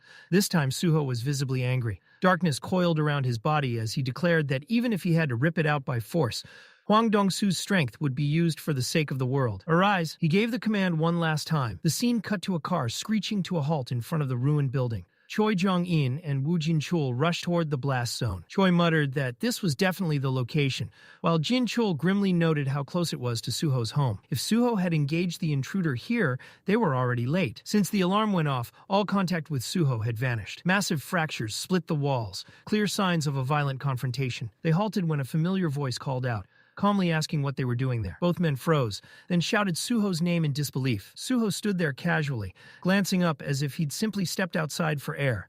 He realized the Hunter Association must have been alerted. Jin-chul exhaled in relief. At least he was safe. When asked what happened and where the intruder was, Suho answered plainly that Hwang Dong-su had shown up. Jin-chul stiffened, confirming the identity of the S-rank criminal. Suho nodded and added that the fight had been close. But it was over now. Choi stared at him, stunned. Suho had defeated Hwang Dong-su. Suho smiled and confirmed it. Then he raised his arm. A newly formed gauntlet wrapped around his hand, engraved with the symbol of greed, glowing with violent purple flames. A status window appeared. Shadow item, greed, level 1, creation grade, heroic. The scene shifted again, to reporters flooding the Hunter Association testing facility. It was the same place where Sung Jin-woo had once stood to prove his rank. One awakened man walked out looking crushed. His friend wrapped an arm around him, saying D rank still meant stable mining work. At least he wouldn't have to gamble his life inside gates. Nearby, a man clenched his fist, trying to stay hopeful. Kim Chun-suk, 37, unemployed, newly awakened. He didn't need S-rank A or even B would change everything. The receptionist called the next name. Chun-suk thought it was his turn, until he heard Sung Suho instead. Suho stood up. His hair had grown longer, his presence more composed, more mature. When Chun-suk was finally tested, the result was E rank. His future collapsed in an instant. But outside, history was being rewritten. A new S-rank hunter had been born in Korea. When Suho exited the facility, reporters exploded into motion. Cameras flashed non-stop. Questions flew. Was he the reawakened hunter? Breaking news spread instantly. Sung Suho confirmed S-rank. Suho smiled awkwardly, unsure how to respond. From another building, Jin-chul observed quietly. Suho had reached S-rank exactly as promised. Later, the S-rank hunters gathered. Choi remarked that it was inevitable. At this rate, Suho might soon rival national-level hunters. The groundwork was complete. Now came the real task, erasing every remaining field-type dungeon in Korea and beyond, while rallying hunters worldwide for the coming war, strengthening Jinwoo's position. Baek Yunho pointed out the underlying problem. Jin Chul added that although stardust had been outlawed, it had evolved into star fragments and continued spreading. They evaded investigations with disturbing precision, as if predicting the association's moves. If enemies were hiding among them, trust itself had become a liability. In the corner, Park Do-jin watched Suho with naked hatred, then vanished without a trace. The scene cut to a forest dungeon. Park commanded star fragment zombies to pin a monster with spears. Even after it stopped moving, they kept stabbing until he ordered them to stop. They knelt immediately. Park reflected that, unlike Lee Min-sung, even A-rank hunters could no longer resist star fragments. The problem was evolution. Fragments still couldn't raise ranks. With Suho's S-rank ascension and rapid expansion, Korea was already lost territory. Recruitment here was pointless. Facing Suho directly wasn't guaranteed victory anymore, not with that absurd growth curve. He needed the fourth fragment. Only then could he obtain the authority of darkness. A voice suddenly called out his name. Park froze. A young female hunter approached, relieved to have found someone after getting separated from her party. She asked if she could tag along. Without hesitation, Park shot her through the head. He thought no one ever spoke to him as an equal. Then her body twitched. Insects poured from the wound as her corpse warped, sprouting grotesque limbs. She commented on his sharp instincts, but criticized his manners, addressing him as Park Do-jin, or perhaps Itarim Apostle. Park staggered, demanding to know who she was and how she knew him. Her form reshaped into a silver-haired woman holding a dagger. She smiled faintly and introduced herself as Arsha, a resident of another world. She had come to offer the Itarim Apostles a proposal. Park's expression twisted with raw disbelief. Who did this woman think she was, walking in here and speaking to him like he was some disposable nobody? He stared at her, as if she were mocking him to his face, questioning how she even knew who he was. Arsha answered calmly. By coincidence, she said, she had been tracing the origins of the stimulant known as stardust. That investigation had led her to Lee Min-sung, its distributor. From there, the trail unraveled into something far more interesting. As she spoke, Park glanced upward. Insects swarmed the air around them. In an instant, he slashed one apart. Then he gave another command. His zombie subordinates lunged forward, impaling her simultaneously. Through the face, the side, the throat, tearing her body apart. One weapon stayed lodged in her as the corpse split. But instead of falling, insects poured out. Her body began rebuilding itself piece by piece. Half formed, she looked at him with a cruel smile and told him it was pointless. What stood before him was only a disposable body clone. As her form regenerated completely, she named the fear lurking beneath his rage, the fear of exposure. She assured him she wasn't here to threaten him, but to help. Reappearing beside him, she produced a yellow glowing item and placed it in his hand. It was a modified star fragment, far more refined than anything circulating on the market. With it, she claimed, even S-rank awakeners could be bent to his will. Park examined it closely. The corrupted flames sealed inside were stronger, yet disturbingly stable. The craftsmanship alone was unbelievable. Arsha leaned close and whispered that she would supply him with these modified fragments going forward. In return, she wanted to defeat Sung Suho and the Shadow Monarch together. Park's sideways glance was sharp with suspicion. Why would a resident of this world aid an invader like him? She called him narrow-minded. Being born in this world didn't mean she owed it loyalty. He challenged her excuses, pointing out that if she truly wanted to help, she could have approached him while Min-sung was still alive. She dismissed the question, remarking that men who asked too much were rarely popular, and began to walk away. Her alliances, she said, were determined purely by benefit. Then she revealed the truth. She too was a Monarch heir, just like Suho, and she had judged that aligning with the successor of the Shadow Monarch was impossible. As she moved off, Park asked whether she possessed power comparable to Suho's. She clarified that if he meant shadow abilities, then no. Hers was something else entirely. She gestured behind him. The monster Park had already killed, stabbed through and left for dead, rose again, snarling like a puppet forced to move. Before it could strike, an insect limb manifested and wrapped around its neck, crushing it despite its lifeless state. In the next instant, the insect tore the monster's head apart, gore spraying across the ground. The limb withdrew back into her finger as if nothing had happened. She explained plainly, as the Plague Monarch's heir, she wielded absolute dominion over insects, different from shadows, yet no less horrifying. The enemy of her enemy, she said, could be a friend. Cooperation would benefit them both. Park said nothing, but the silence spoke volumes. A dimensional gate opened. Arsha stepped through as two figures waited beyond it. One was a small mage who praised her efforts and asked how negotiations with the Itarim had gone. She replied that he had agreed to lend his strength. The child smiled, telling her he expected nothing less, and she thanked Pia for the compliment. Behind them stood a shirtless man with folded arms, silent and unreadable. As they departed, Arsha reflected on Park Do-jin. She had answered only a handful of his questions, yet he had agreed far more easily than expected. The Shadow Monarch, she believed, would obstruct Itarim's plans regardless, though that detail hardly mattered to her. Her gaze shifted to a system notification glowing red and black. Quest, path to becoming a monarch. Fourth objective, the Shadow Monarch is an obstacle. Form an alliance with the Itarim Apostle. Reward, unlock the fifth monarch path. She smiled. It wouldn't be long now. Multiple heirs were moving across the board, each guided by their own system, all converging toward the same end. The game had grown far more complex, and every piece was positioning itself against Suho and the legacy of the Shadow Monarch.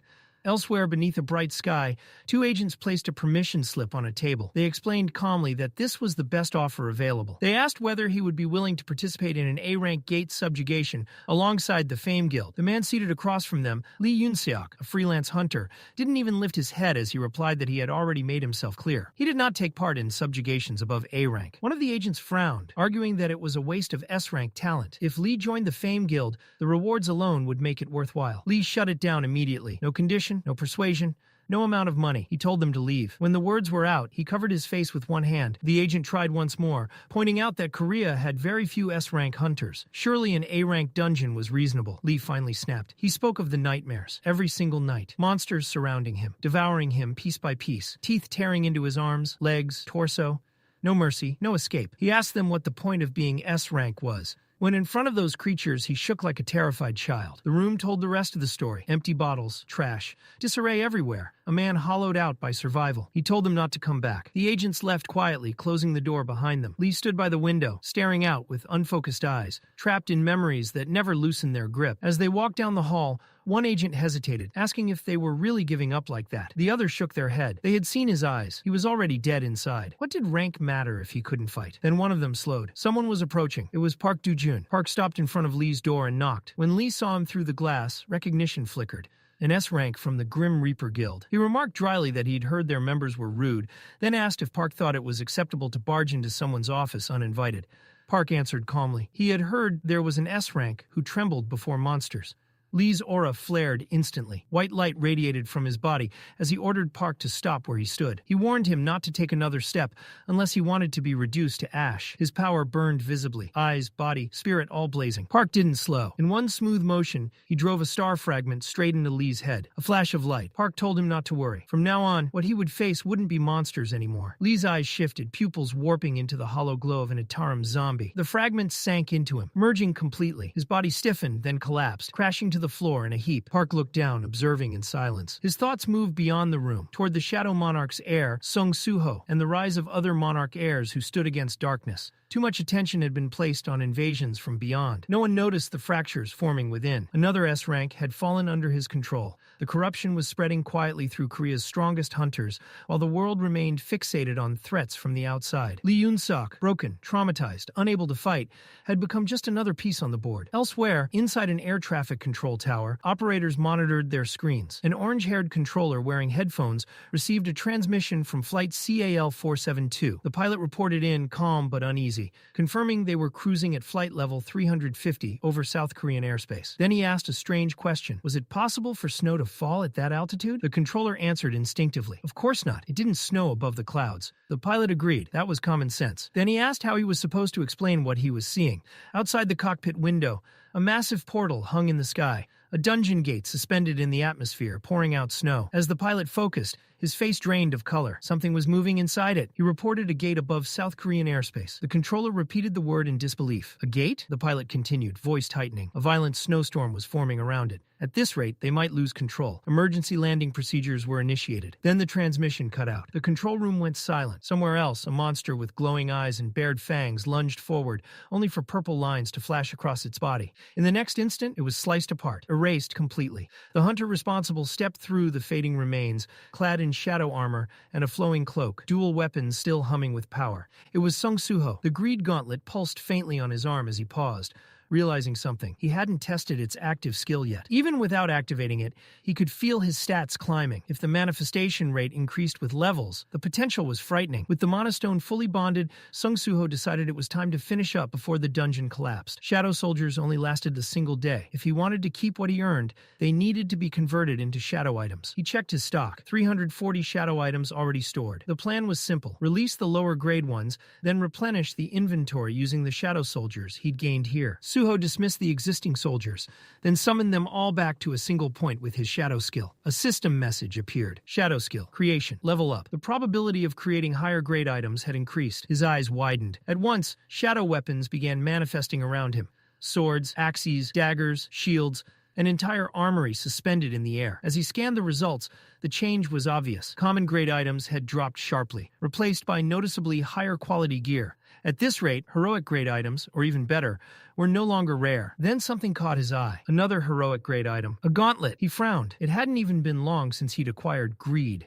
Compared side by side, Greed still had superior stat bonuses. Since heroic items couldn't have their appearance altered, he decided to store the new one for later. After putting away the remaining Manticore gear, Suho exited the dungeon. 2 Hunter Association staff members were waiting outside. Thanks to the association negotiating with other guilds, he was free to keep clearing field-type dungeons, but there was still no sign of any Stardust facilities. Had they predicted his movements and relocated ahead of time? One of the workers congratulated him and began briefing him on the next assignment, but Suho barely listened. His phone buzzed. All summoned hunters are to report to the Hunter Association immediately. He frowned. Whatever had happened, it was serious. At the Hunter Association headquarters, S-rank hunters were already assembled. The atmosphere was heavy. Park Jong-soo, an A-rank hunter and guildmaster of the Night Order, surveyed the room. Every major guild leader in South Korea was present, and he was the only A-rank. That alone felt ominous. Baek Yoon-ho broke the silence, assuming everyone already knew the reason for the emergency meeting. Choi Jong-in replied that it was likely about the gate detected in Korean airspace. Lim Tae-gyu added that today's agenda was determining ownership of that gate. Ma Dong-wook laughed, declaring the Fame Guild would be taking it. He turned to Lim, mentioning he'd heard Lim successfully recruited the stubborn S-rank hunter Lee Min-seok, something no one else had managed. Lim calmly replied that the credit belonged to Hunter Park, not him. He just happened to have competent people. Choi's expression darkened. At that moment, Suho burst through the doors, apologizing for being late. He explained he'd been finishing a field dungeon, sweat still clinging to him. The room stirred as the hunters recognized him. Recruitment attempts began immediately. One greeted him warmly. Another pitched the Night Order Guild with promises of top-tier treatment, while a third pushed the Fame Guild. Choi watched the scene unfold, reminded painfully of the past.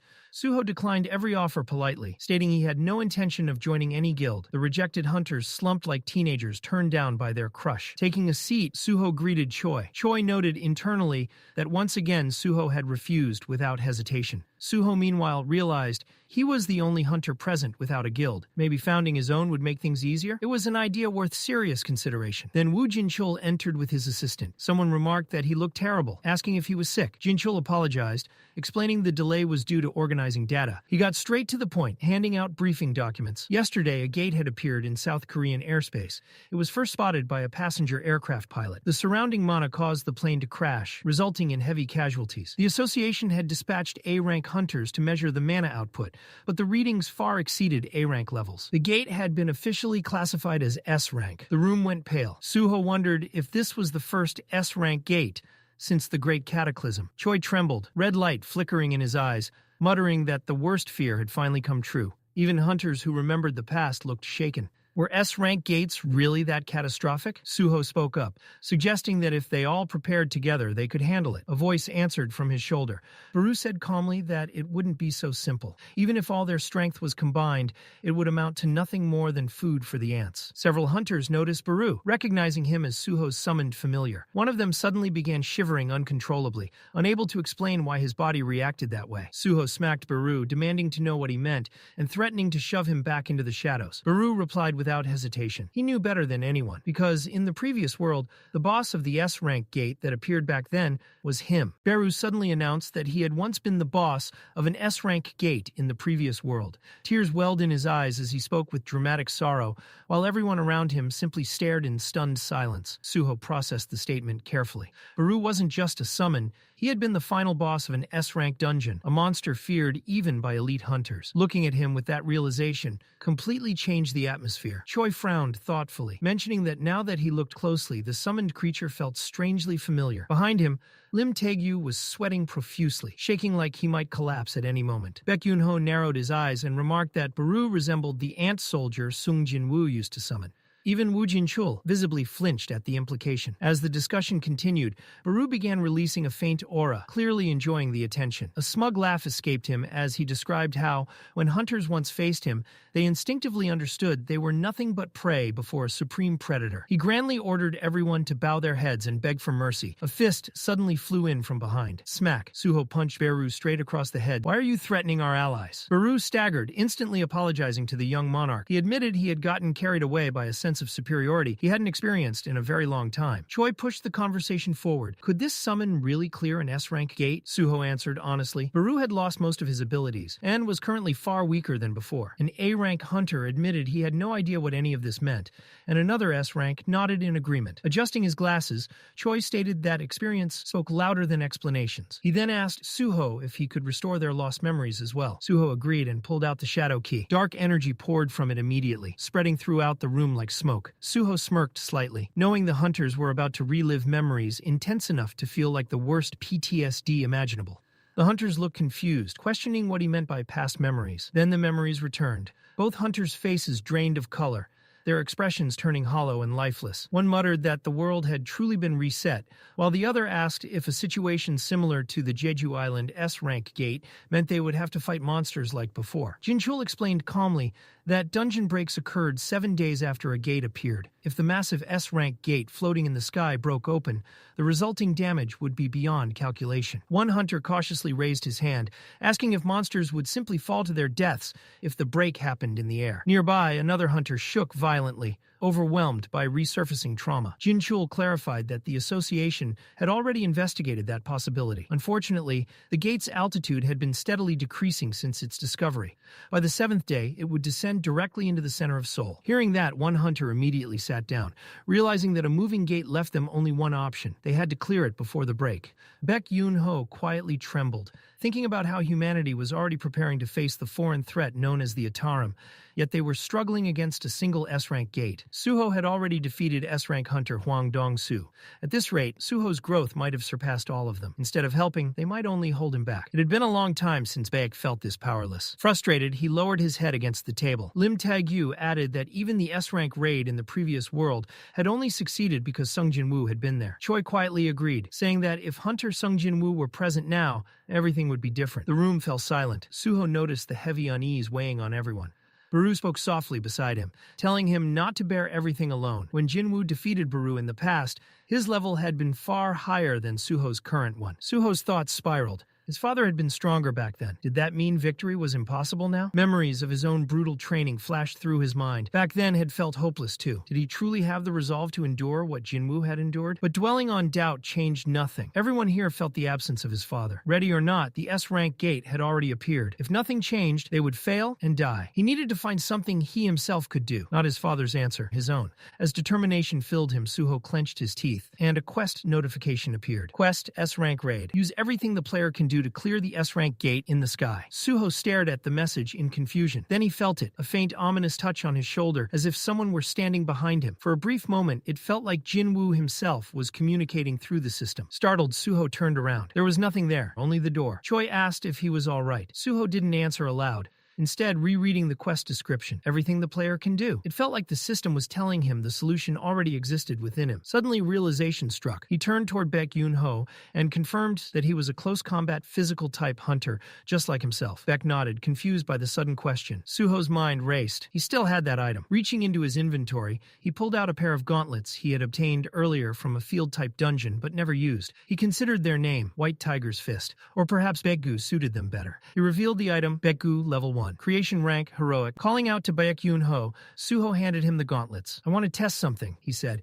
Can you help me? With that decided, they moved to a nearby gate to test Suho's theory. empowering other hunters using equipment created from his shadow abilities. All the S-rank hunters gathered outside as the gate prepared to open. Choi noticed it was only a B-rank gate and wondered what exactly Suho intended to prove by bringing them somewhere like this. Suho stood beside Jin Chul, quietly thinking through his plan. What shocked everyone most, however, was the sight unfolding inside. Hunter Baek Yoon-ho was actively hunting monsters. Wearing the gauntlets Suho had given him, Baek transformed into his beast form and went completely wild. His movements were faster and sharper than before, each strike carrying explosive force. Jin Chul watched closely and asked what it meant for Baek Yoon-ho to be fighting like this. Suho explained that he was testing equipment created through his unique ability.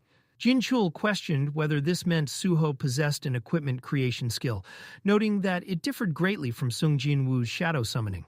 Suho nodded, saying it was similar in origin but fundamentally different. His father's shadow soldiers were permanent and could grow into an endless army. Suho's shadows, however, disappeared after a single day. He couldn't replicate what Jinwoo had achieved. Jin Chul fell silent at that admission. But Suho quickly lightened the mood, telling everyone not to look so down, since his aura was still intact. Even if his power worked differently, there was still something only he could do. He raised his shadow-covered hand, revealing his gauntlets, and explained that his shadow creation ability allowed him to convert shadow soldiers into equipment. Some pieces of shadow gear could grow stronger, granting their users the abilities and stats the original soldiers possessed while alive. Choi adjusted his glasses and asked the real question, could the wearer actually grow stronger simply by hunting monsters? Suho admitted he believed it was possible. The problem was that he didn't yet know whether anyone besides himself could truly level up the gear. That was why he was carefully observing Baek Yoon-ho, who was currently demolishing monsters one after another without slowing down. Baek's thoughts raced. The gauntlets exceeded anything he had imagined. Beyond raw performance boosts, simply wearing them allowed him to instinctively learn a new skill. He activated Ambush, a movement technique that instantly launched him forward, closing distance in a flash while increasing movement speed by 30% for 1 second after activation. With the new skill, he blitzed through enemies effortlessly, overwhelming monsters before they could react. Watching this, Suho smirked. Things were about to get very interesting. Despite having just received the equipment, Baek felt completely different, stronger, faster, lighter. He glanced at the gauntlets in disbelief, noting how effortlessly his body moved. Turning back to the gathered S ranks, Suho announced that they had 6 days left before the S rank gate's dungeon break. Before that happened, he would create equipment for every one of them, no matter what it took. Clenching his fist, he declared that they would face the coming trial together and overcome it together. A spark reignited in the S-rank hunter's eyes. Choi immediately asked if Suho could create fire-enhancing equipment. Lim Tae-gyu jumped in, insisting his bow should be prioritized first. Suho hurriedly explained that he couldn't choose the equipment type himself. The results depended entirely on the shadows used. That didn't stop the chaos. The S-ranks began crowding around him, each trying to gain his attention, arguing over who should receive equipment first. Watching the scene unfold from the back, Jin Chul smiled quietly. He remembered how Sung Jin-woo's power had been absolute, a strength that required no assistance from anyone. Suho's ability, however, was the complete opposite. It existed to elevate others. For hunters who had once been powerless in the previous world,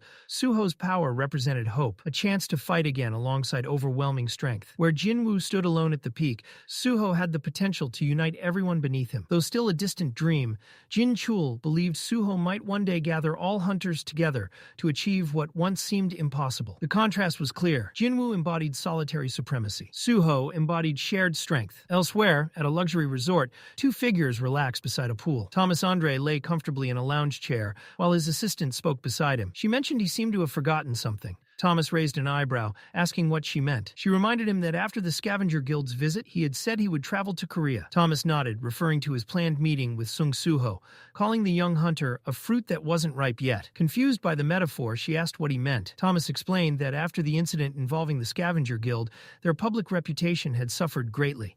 On top of that, Suho had undergone a second awakening and become an S-rank hunter. Visiting Korea earlier would have gained them nothing. When she asked whether he didn't intend to avenge Randolph, Thomas clarified that revenge wasn't the goal. He simply wanted his death to carry meaningful value, the greatest form of respect he could offer. She then handed him a tablet, suggesting the timing might finally be right. The report revealed that Korea was requesting international assistance after the appearance of the first S-rank gate since the Great Cataclysm. Thomas smiled. The fruit is finally ripe. Standing up, he ordered Laura to prepare the private jet and inform Korea that the Scavenger Guild would be sending support immediately. They were leaving at once. Back in Korea, Choi stared down at the item Suho had just created for him. A bracelet radiating dense shadow energy rested in his palm, its eerie glow almost making it seem alive, as if it were staring back at him. Shadow item. Torch type. Creation rank. Heroic. Implementation rate 10%. Defense plus 40. Flame damage increased by 50%. Active skill. Rapid burn. Level 1. The bracelet pulsed with dark energy, signaling the beginning of something entirely new. Power no longer meant for one hunter alone, but for everyone willing to fight. Choi stared down at the bracelet in his hand, realizing what Suho had just given him. This wasn't ordinary equipment. It was growth-type gear, something that would push his already terrifying fire magic to even greater heights. Snapping back to reality, Choi mentioned he had heard Suho distributed similar growth-type weapons to other hunters as well. He asked whether creating so many items wasn't putting too much strain on him. Suho answered calmly that he was fine, but the lie was obvious. Even as he spoke, his body trembled slightly from exhaustion. Choi immediately noticed the contradiction. Suho clearly wasn't all right. At that moment, Baru suddenly emerged and bluntly revealed the truth. It couldn't be helped. Suho was completely drained. For 2 straight days, he had hunted monsters non-stop, grinding relentlessly to produce heroic-grade equipment while completing Amut's daily quests. He hadn't slept at all, relying only on potions to keep going. Choi's expression hardened. Suho had pushed himself far beyond his limits just to keep his promise. Determined not to waste that effort, Choi resolved to work harder himself. Suho added that once he delivered the gauntlets, meant for Associate President Woo Jin-chul, his work would finally be finished. Choi offered to accompany him to the Hunter Association. Suho declined, saying it wasn't necessary, but Choi insisted. He had business there anyway. Thomas Andre was scheduled to visit. Suho froze in surprise. The American National Level Hunter? The scene shifted to the Hunter Association building. Suho and Jin-chul walked along the pathway toward the president's office when Suho suddenly noticed something strange. A large crowd had gathered outside the office, unfamiliar faces turning toward them all at once. Different races, different styles, different auras, international hunters. The atmosphere was heavy with tension as foreign S-rank hunters stood together in one place. Choi quietly explained these were likely members of the Scavenger Guild, led by Thomas Andre. He asked Suho to wait outside for a moment before entering the office alone. Left behind, Suho realized exactly who surrounded him. The same guild that had attacked during the Pyramid Dungeon incident and monopolized its rewards. Now they were here for the S-rank gate as well. Inside the office, Choi entered to find Woo Jin-chul seated across from Thomas Andre and his assistant, Laura.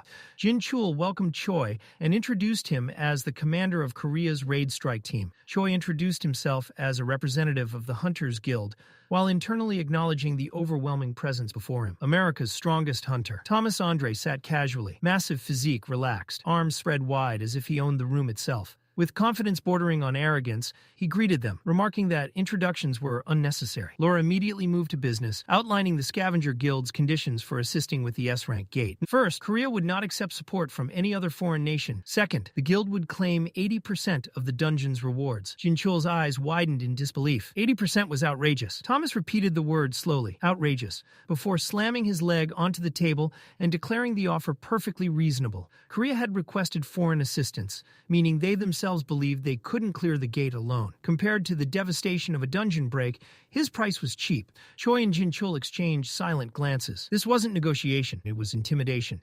Jin-chul calmly explained that assistance had been requested only because S-rank gates were impossible to accurately evaluate beforehand. Moreover, Korea now possessed 2 newly awakened S-rank hunters. The message was clear. They weren't helpless. Thomas, however, continued his power play. He brought up the field-type dungeon incident in Egypt, explaining that the Scavenger Guild had lost Randolph and several elite members there. Afterwards, rumors spread, claiming the Scavenger Guild had fallen below the Asher Guild in strength. To erase that humiliation, Thomas personally investigated the matter and learned the name of a Korean hunter involved. He asked Laura to remind him. She answered calmly, Sung Suho. Both Jin-chul and Choi stiffened. Thomas scratched his head as anger slowly surfaced, veins bulging along his forehead. Then came the threat. If Korea refused his proposal, the losses suffered by the Scavenger Guild would be repaid with the life of Korea's S-rank hunter. Unless, of course, their so-called ultimate weapon, the raid commander, intended to stop him. Choi clenched his teeth, sweat forming despite himself. Rage burned inside him, but he restrained it. With the Itarim apostles looming and an S-rank gate approaching,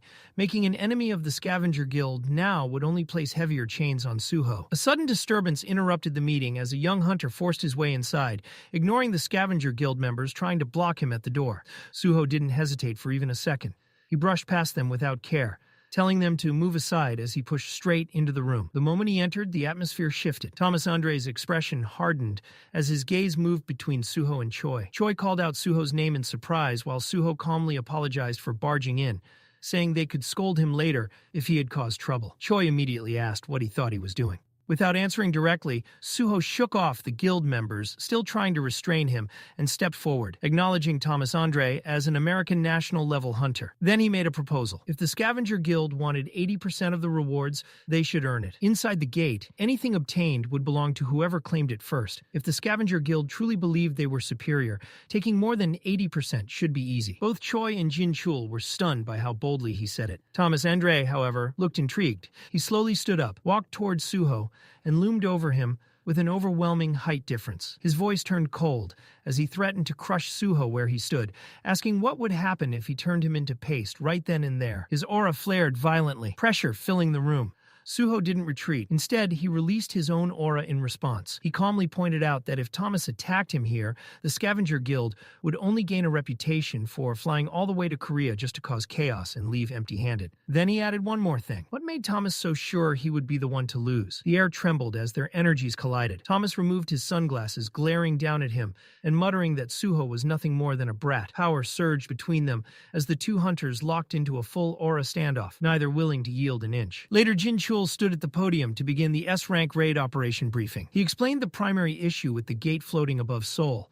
Because of the dungeon's interference mechanisms, entering by aircraft meant there would be no way to escape mid-air after clearing it. However, the gate's gradual descent before a dungeon break created an opportunity. Once it lowered enough to be visible from the ground, aircraft carrying hunters and pilot hunters would enter. After landing safely inside, the plan was to defeat the boss within a single day and exit through the lowered gate. A hunter questioned whether defeating an S-rank boss in one day was even realistic if entering alone was already this difficult. Thomas Andre confidently interrupted, announcing that the Scavenger Guild would enter separately from the Korean hunters. Jin Chul objected, insisting cooperation was necessary for such a dangerous raid.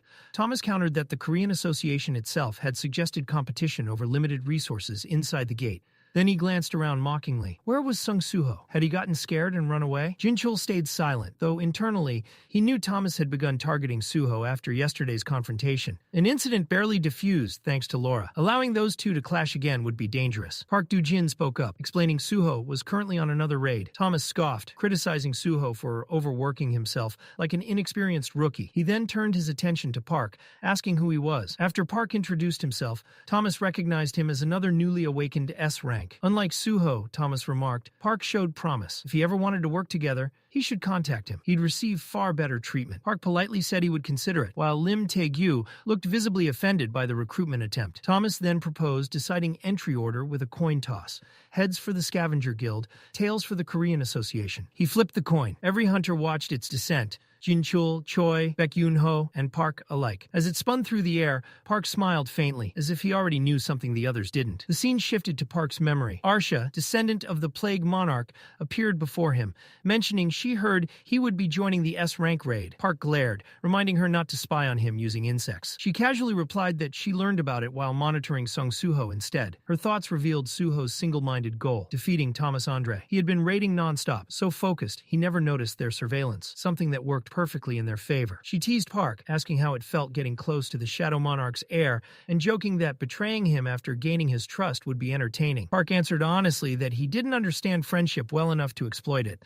Arsha found that genuinely sad. Then she revealed the truth about the gate. They were the ones who created it. Behind her stood two other Monarch descendants. Park was shocked, asking if they had artificially generated a gate. Arsha confirmed it was possible through Pia's ability, though unstable, which explained why the gate formed in the sky and continued descending toward the ground. Pia happily confirmed the explanation, while Arsha added that the ability couldn't open paths to other worlds, something even monarchs couldn't achieve. She warned Park not to target Pia, threatening to expose his true identity to Suho if he did. Since they would be entering the gate together, she extended her hand, calling it their first cooperation. Park looked at her hand briefly, then refused, saying he had something else to do. Park's true objective was clear. He intended to use the chaos surrounding the S-rank gate to recruit Thomas Andre as a believer. Arsha observed this with interest, noting that after S-rank Lee Yoon-seok, Park was moving at an alarming pace. Still, if his plan succeeded and Thomas entered the S-rank gate, it would ultimately benefit their side. Park turned away, beginning to walk off, casually saying they should simply hope their paths paths didn't interfere with one another. Arsha stopped him, asking if he wasn't curious why they had created the gate in the first place. Park answered without hesitation. He wasn't interested. Their relationship existed solely because of a deal. If she wasn't revealing the reason, it meant she lacked confidence that the truth would convince him anyway. The realization lingered. The Monarch descendants had deliberately created this S-rank gate as part of a larger scheme. Arsha smiled faintly, calling him a difficult man. She admitted she could never be friends with someone like him. Park left without another word. Behind him, Pia quietly asked Arsha whether it was truly safe to maintain a cooperative relationship with the Itarim apostle. The thought of their invasion succeeding terrified her. Forcing the gate open had already taken a severe toll on her body. Cracks spread across her face as she questioned whether the system was truly on their side. Arsha gently placed a hand on her shoulder, her aura intensifying as she scolded Pia for doubting the very system guiding them. Hadn't the quest worked exactly as promised? With an ability that normally couldn't even create a stable gate, Pia had successfully opened an S-rank gate because she followed the quest. She had grown stronger because of it. The system, Arsha insisted, would undoubtedly turn them into monarchs. She embraced Pia, reminding her that the system itself had led Arsha to find her wandering alone within the dimensional rift. Every step of their journey had been guided by its quests. As long as they continued following them, perfection was inevitable. Pia broke into tears, apologizing and promising she would never doubt again. Arsha smiled softly, praising her as a good girl, while another Monarch descendant, a silent, axe-wielding figure with a powerful build, remained watching from the background. At that moment, a notification appeared before Arsha. It was time to welcome a new companion. Quest: Path to Becoming a Monarch. Stage 6. The player has successfully opened an S-rank gate. Find the Frost Monarch's heir inside the gate and recruit them as an ally.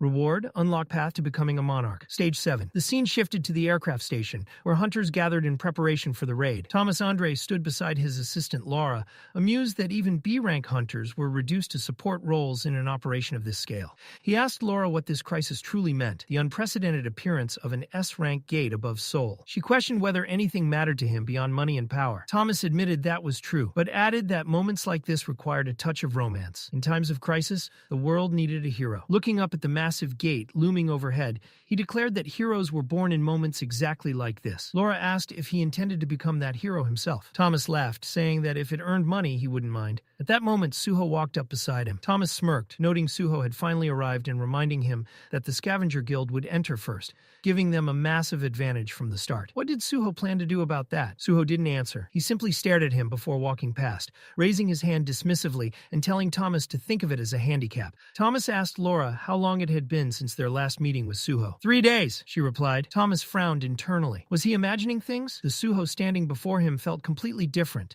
his aura sharper, heavier, unmistakably changed. Suho himself stared up at the gate, sensing danger far beyond any dungeon he had encountered before. Choi approached, asking why he looked so serious. Hadn't preparations gone perfectly? The gathered S-rank hunters stood ready, all equipped with Suho's shadow-crafted armaments, radiating overwhelming presence. Choi asked if Suho thought they might lose to the Scavenger Guild. Suho smiled.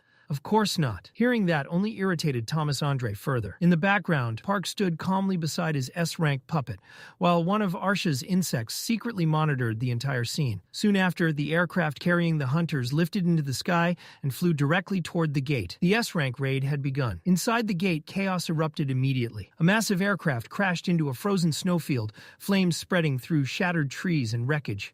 Suho lay on the ground, snow clinging to his face, as confusion filled his mind. How had things gone this wrong already? The raid had barely started, yet everything had collapsed into disaster. The S-rank gate was proving its deadly reputation from the very first moment. Moments earlier, before entry, Suho sat inside the aircraft, tapping his foot rapidly, tension visible on his face. Hunter Park approached, commenting that he looked unusually anxious. Suho admitted he was frustrated thinking about the Scavenger Guild entering first and potentially claiming all the rewards. He still couldn't believe entry order had been decided by a coin toss while he wasn't present. Park calmly pointed out that worrying wouldn't change reality. They were entering second regardless. Baek Yoon-ho added that Suho shouldn't stress too much. The Scavenger Guild required a separate mining team, while summons users possessed a major advantage when it came to resource collection. Suho immediately perked up, asking if Baek Yoon-ho truly believed they had the advantage. Park quietly observed him, noting something unsettling. Compared to just a few weeks ago, Suho's magical power had grown significantly. And it wasn't only him. Every Korean hunter aboard the aircraft felt stronger. Their auras had clearly evolved. Park suspected the cause was the equipment Suho had distributed. The shadow-crafted weapons had elevated all the S ranks to an entirely new level. Purple energy began swirling around Suho's hand as he suddenly realized something. He hadn't given Park any equipment yet. Reaching out, Suho offered him a shadow item he had created the previous day, saying it was a token of thanks for overlooking what happened at Jisan Correctional Facility. Park's eyes widened slightly. He had heard rumors that Suho's items were created through his unique ability. Carefully, he asked whether the item contained any surveillance functions, whether it might invade his privacy. Suho blinked, clearly caught off guard, and quickly assured him it had no such features. If accepting it made Park uncomfortable, he didn't need to force himself. For a brief moment, Park's thoughts drifted back to his conversation with Arsha. She had suggested that since he would be raiding alongside Suho, he should grow closer to the Shadow Monarch's heir. Back in the present, Park accepted the item, saying that if Suho was telling the truth, he would make good use of it. The irony lingered heavily between them. From the cockpit, Choi Jong-in addressed everyone, reminding them to stay focused and ensure the raid's success. The aircraft approached the gate. The pilot announced their entry. Moments later, they crossed the threshold into the S-rank dungeon. A vast frozen wasteland stretched endlessly before them, mountains of ice rising in every direction. Even the seasoned A-rank hunters rushed to the windows, stunned by the dungeon's sheer scale. It was far larger than anyone had imagined. Some quietly questioned whether clearing a place like this was even possible. Then the aircraft's propellers began making alarming noises. Choi immediately understood. As expected, the dungeon's environment had disabled the airship's propulsion. It wouldn't remain airborne for long. He ordered everyone to board the prepared safety capsules and prepare for emergency deployment. Their primary objective remained unchanged. The hunters responded in unison. Only Park remained silent, watching. In his mind, he acknowledged that this party had been assembled to fight the Itarim, but things would never be that simple. His gaze shifted toward the S-rank puppet seated beside him. This group would interfere with his plans. Something had to be done. Lightning quietly gathered around the puppet's hand. Then, a blinding flash erupted. In the next instant, Suho realized the truth. The aircraft had exploded mid-air. Far away, members of the Scavenger Guild witnessed the explosion from a distance. One hunter informed Thomas Andre that the Korean team's airship had just detonated. Thomas merely shrugged, commenting that it was a rather flashy entrance. As he turned away, someone asked whether they should prepare gravestones for them.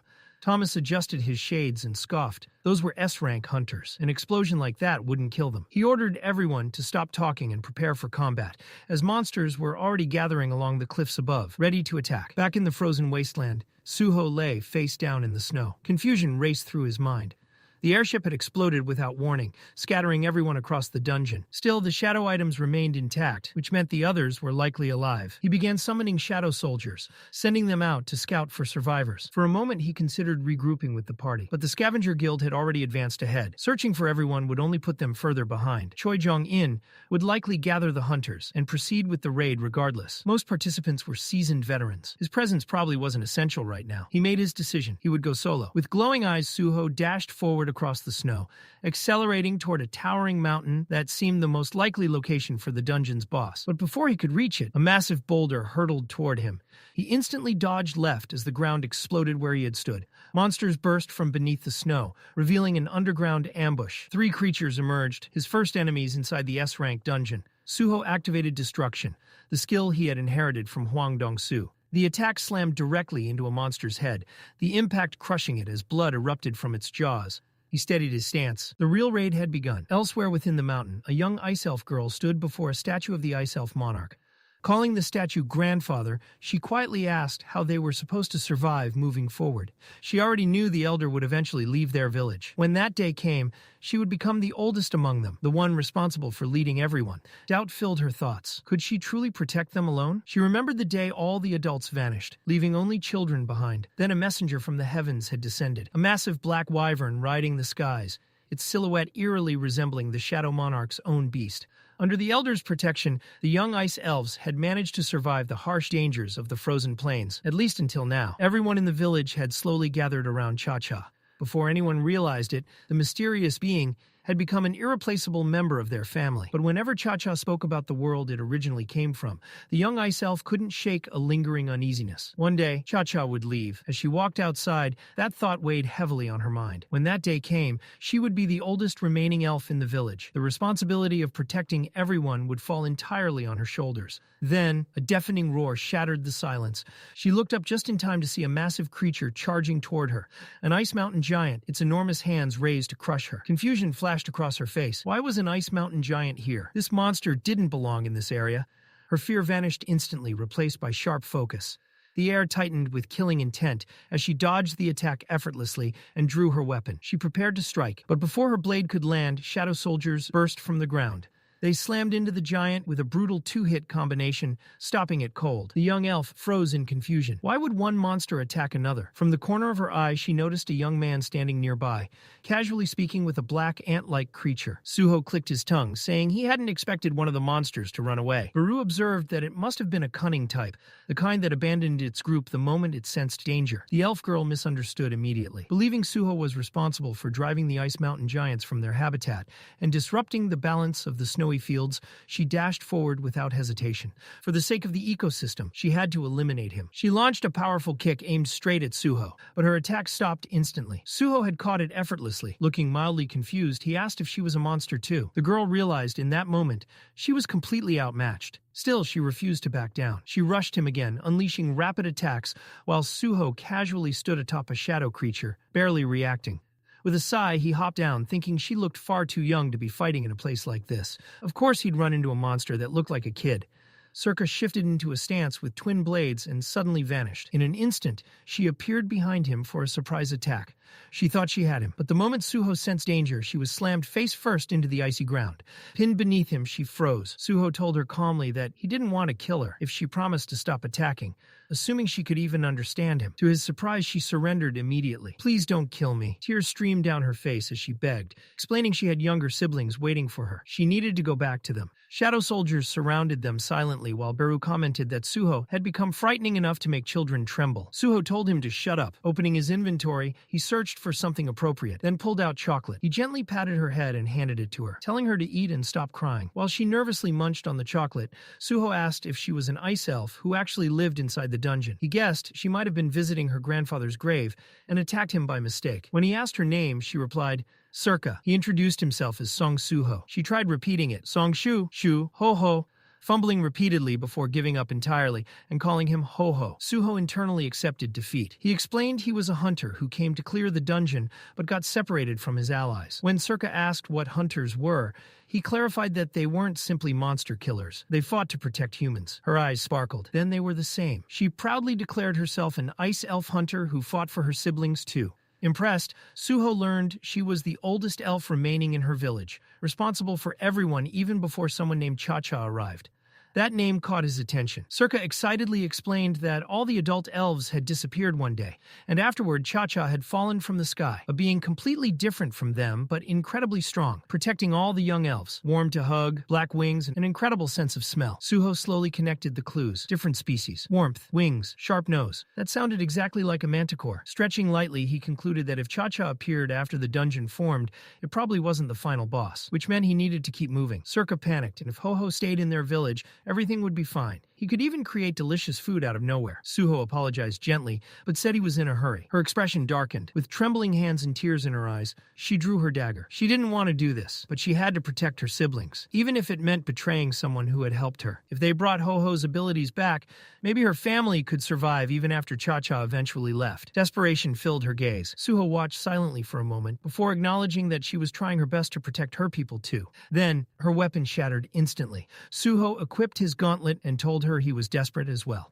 If she continued blocking his path, he wouldn't hold back. But when she fell silent, he instead placed food and supplies in front of her. A compromise. He turned and began walking away, explaining he couldn't go with her. Someone important to him was depending on what he had to do next. As Suho walked away, a thought lingered in his mind. Leaving a child alone in the middle of frozen mountains didn't sit right with him. Maybe he should at least leave one shadow soldier behind to watch over her. Before he could decide, Circa shouted angrily from behind him, "Why won't you just kill me?" Suho stopped. He answered honestly, because killing her wouldn't feel right. She wasn't someone meant to die here. She was someone trying desperately to protect her siblings. Someone who should be protected, not destroyed. He apologized quietly for not being able to help her more, and continued on his path. Left alone in the snowy forest, Circa slowly ate the rations Suho had given her. Her thoughts replayed everything that had happened. He spared her twice, even after she attacked him. He shared his food without hesitation. Ho-Ho was impossible to understand, but he felt warm, like a dependable adult, almost like Cha-Cha. Then, footsteps approached through the snow. A woman appeared and greeted her casually. When Circa turned around, her expression froze. It was one of the Monarch descendants who had appeared earlier, the Bud Monarch, Arsha. She smiled and explained they were searching for something and wondered if Circa could help. Circa cautiously asked if they were looking for the man she had just met. Arsha shook her head. They weren't interested in him. They were searching for the legacy of the Frost Monarch. The words made Circa's heart skip. They were talking about her grandfather. Arsha frowned slightly, saying it was impossible for the Frost Monarch to have a granddaughter, until realization dawned on her. Circa wasn't just related. She was the successor. Circa blinked in confusion, asking if she truly had any connection to the Frost Monarch at all. Arsha stepped closer. Her eyes began glowing an ominous red. She explained that they were the same, descendants of monarchs, beings born with the destiny to become monarchs themselves. Leaning closer, she asked softly, would Circa like to join them and become a monarch too? The red glow intensified as she waited for an answer. But Circa simply grabbed her food supplies. She didn't understand any of this. All she knew was she needed to return to her village. And this woman felt dangerous, just like Ho-Ho had warned her. She turned to run. Too late, a monster burst from beneath the snow, wrapping tightly around her legs. Arsha sighed. Talking clearly wasn't working. The creature crushed the food Suho had left behind and bound Circa completely. As Arsha pulled out a glowing green stone, she gently told her to behave and become their ally. Elsewhere in the dungeon, Hunter Choi Jong-in ignited his shadow item torch, level 16. Flames erupted from his hand as his heroic-grade shadow creation bracelet activated at a staggering 26% implementation rate. Choi charged forward, S-rank hunters moving behind him in perfect formation. From afar, his flames illuminated the frozen wasteland as massive snow monsters descended from the mountains. They didn't stand a chance. Firestorms consumed them one after another. The other hunters barely needed to intervene. Hunter Choi was simply built different. Nearby, a monster lunged toward Master Ma. He grinned. The creature slammed into his shield and stopped cold. Activating Titan's form, level 1, he transformed into a giant, the skill costing only 10 mana while draining 1 per second.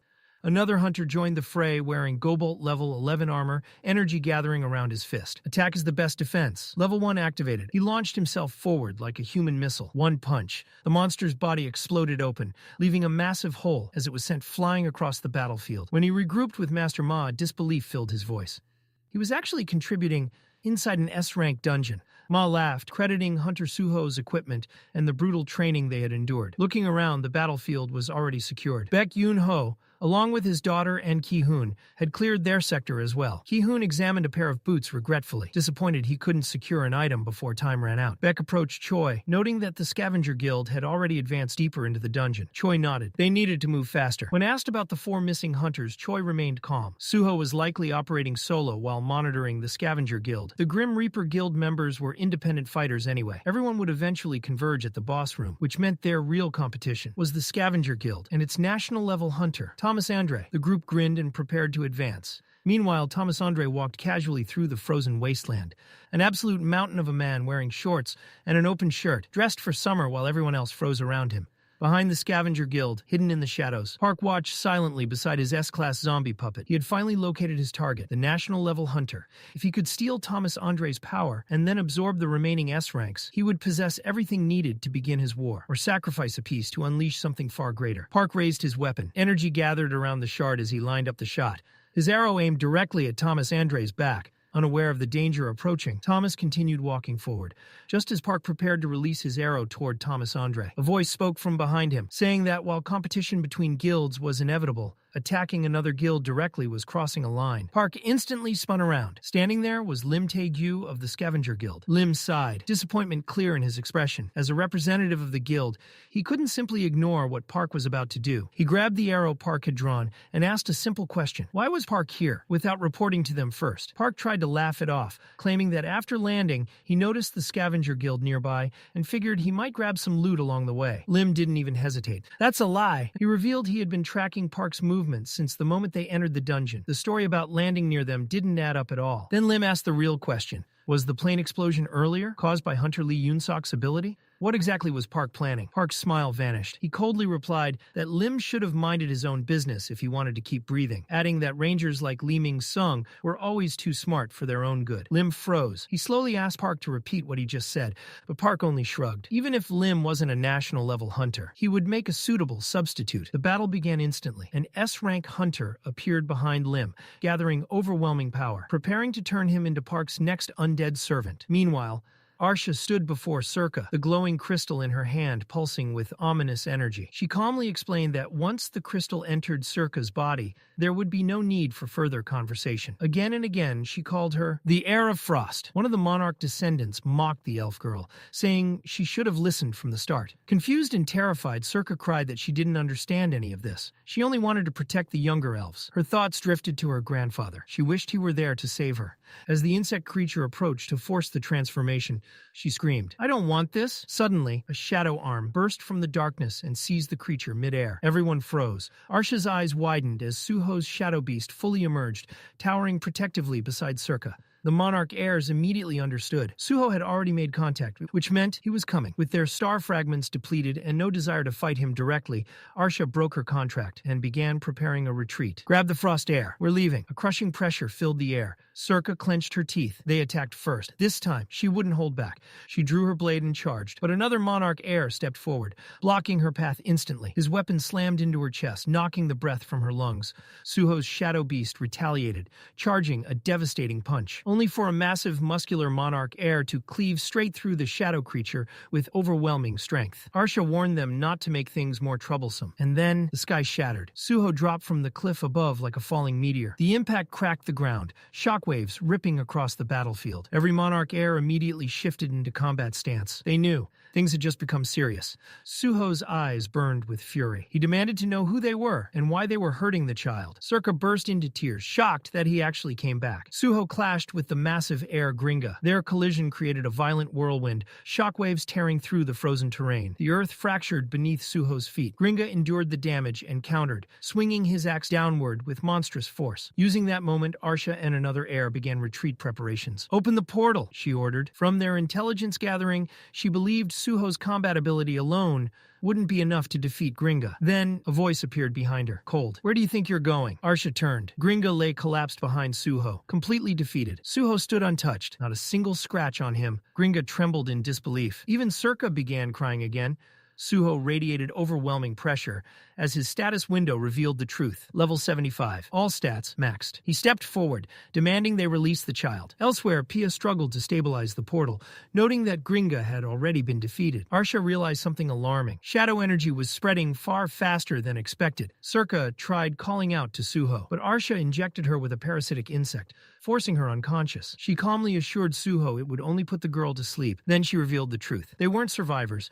They were beings created by the war itself, Monarch heirs born after the Great Conflict. Before Suho could respond, Gringa suddenly reappeared behind him, swinging his massive axe and launching Suho away in a violent shockwave. Suho skidded across the frozen ground, shocked that the monster could still fight. Seizing the opening, Arsha summoned a colossal insect. Its body swelled with terrifying energy. Its jaws opened wide, power gathering for a catastrophic attack, and the battlefield fell silent. Just before devastation was unleashed, the massive insect unleashed its attack. A beam of destructive energy tore across the battlefield, blasting straight towards Suho while he was still locked in combat with Gringa.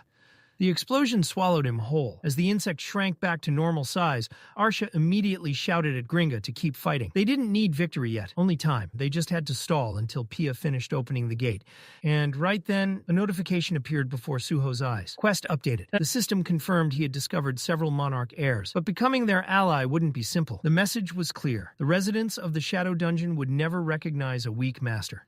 Suho had to survive and prove his worth. 3 names appeared among the 8 heirs he needed to find. Gringa, Arsha, Sheikah. Suho slowly rose from the smoke, realizing what this meant. He hadn't just stumbled into enemies. He had found others like himself. Baru appeared beside him, buzzing with excitement. Suho glanced at the hostile figures ahead. They don't look interested in joining willingly. Baru simply shrugged. Then we make them join by force. Mana surged. Suho dashed forward, blitzing past Gringa and carving multiple slashes across his body in a single motion. But instantly, 3 enormous insects crawled out from Arsha's side. She pointed at Suho. Target locked. The creatures lunged. Suho dodged rapidly, analyzing her fighting style. Since she attacked from distance, she had to be a ranged specialist. Arsha grinned wildly. He still didn't understand her real ability. One bug suddenly vanished into a portal and reappeared beside Suho, striking from his blind spot. Arsha praised Pia for the coordination, while Pia laughed casually. Suho's thoughts raced. That portal ability, was it Pia's power? Behind him, Gringa stood up again. His wounds regenerated as if nothing had happened. Frustration crept into Suho's mind. No matter how many times he knocked him down,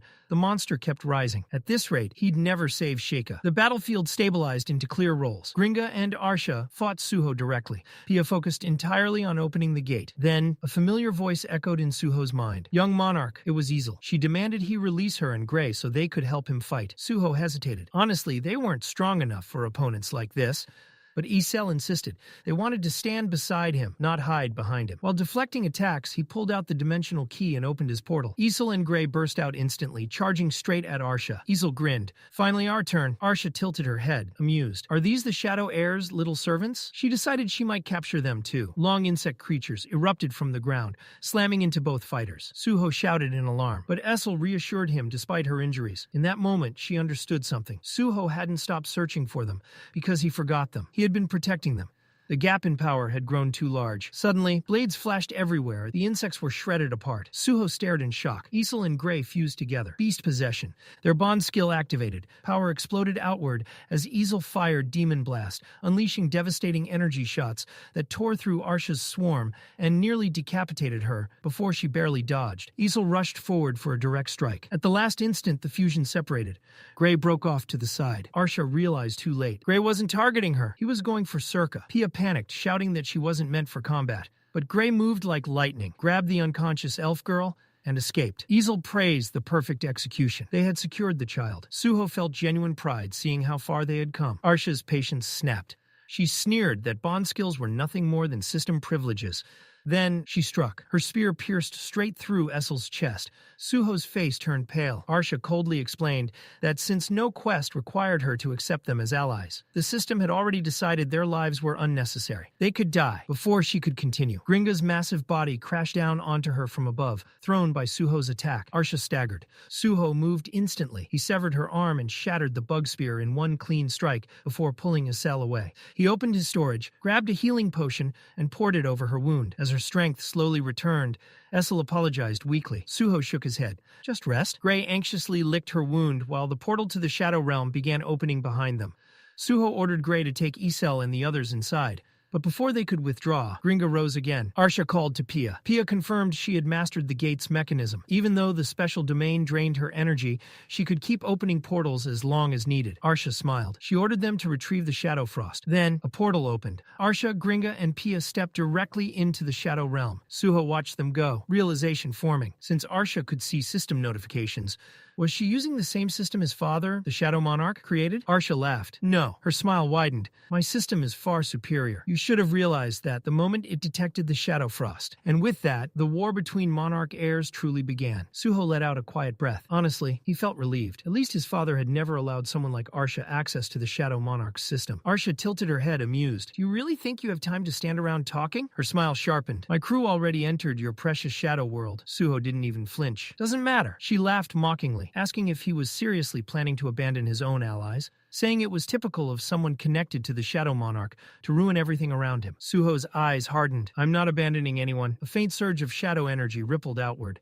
I just don't need to worry about them. And before she could react, he vanished. Suho rushed forward at full speed, his blade crashing down toward Arsha. She barely blocked the strike, shock rippling through her arms from the impact. But that wasn't the real attack. Shadows erupted around her. Dozens of shadow daggers materialized mid-air, surrounding her from every direction. Suho's voice cut through the battlefield. You should worry about yourself instead. Inside the Shadow Realm, darkness stretched endlessly beneath a violet sky. The elf girl slowly opened her eyes, disoriented. Before her stood Gray, positioned protectively between her and the approaching threats.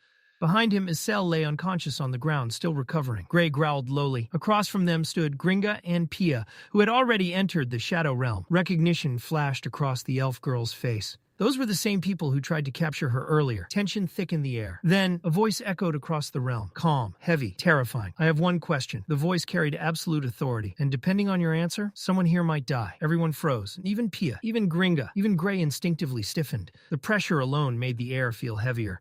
The voice continued. So think very carefully before you speak. They slowly looked upward. High above them stood a massive figure watching from the sky itself. Amit. His gaze burned with quiet fury. He looked toward Isel's injured body lying on the ground. Are you the ones responsible, he asked coldly, for leaving that demon woman in such a state? And in that instant, even Monarch heirs felt fear.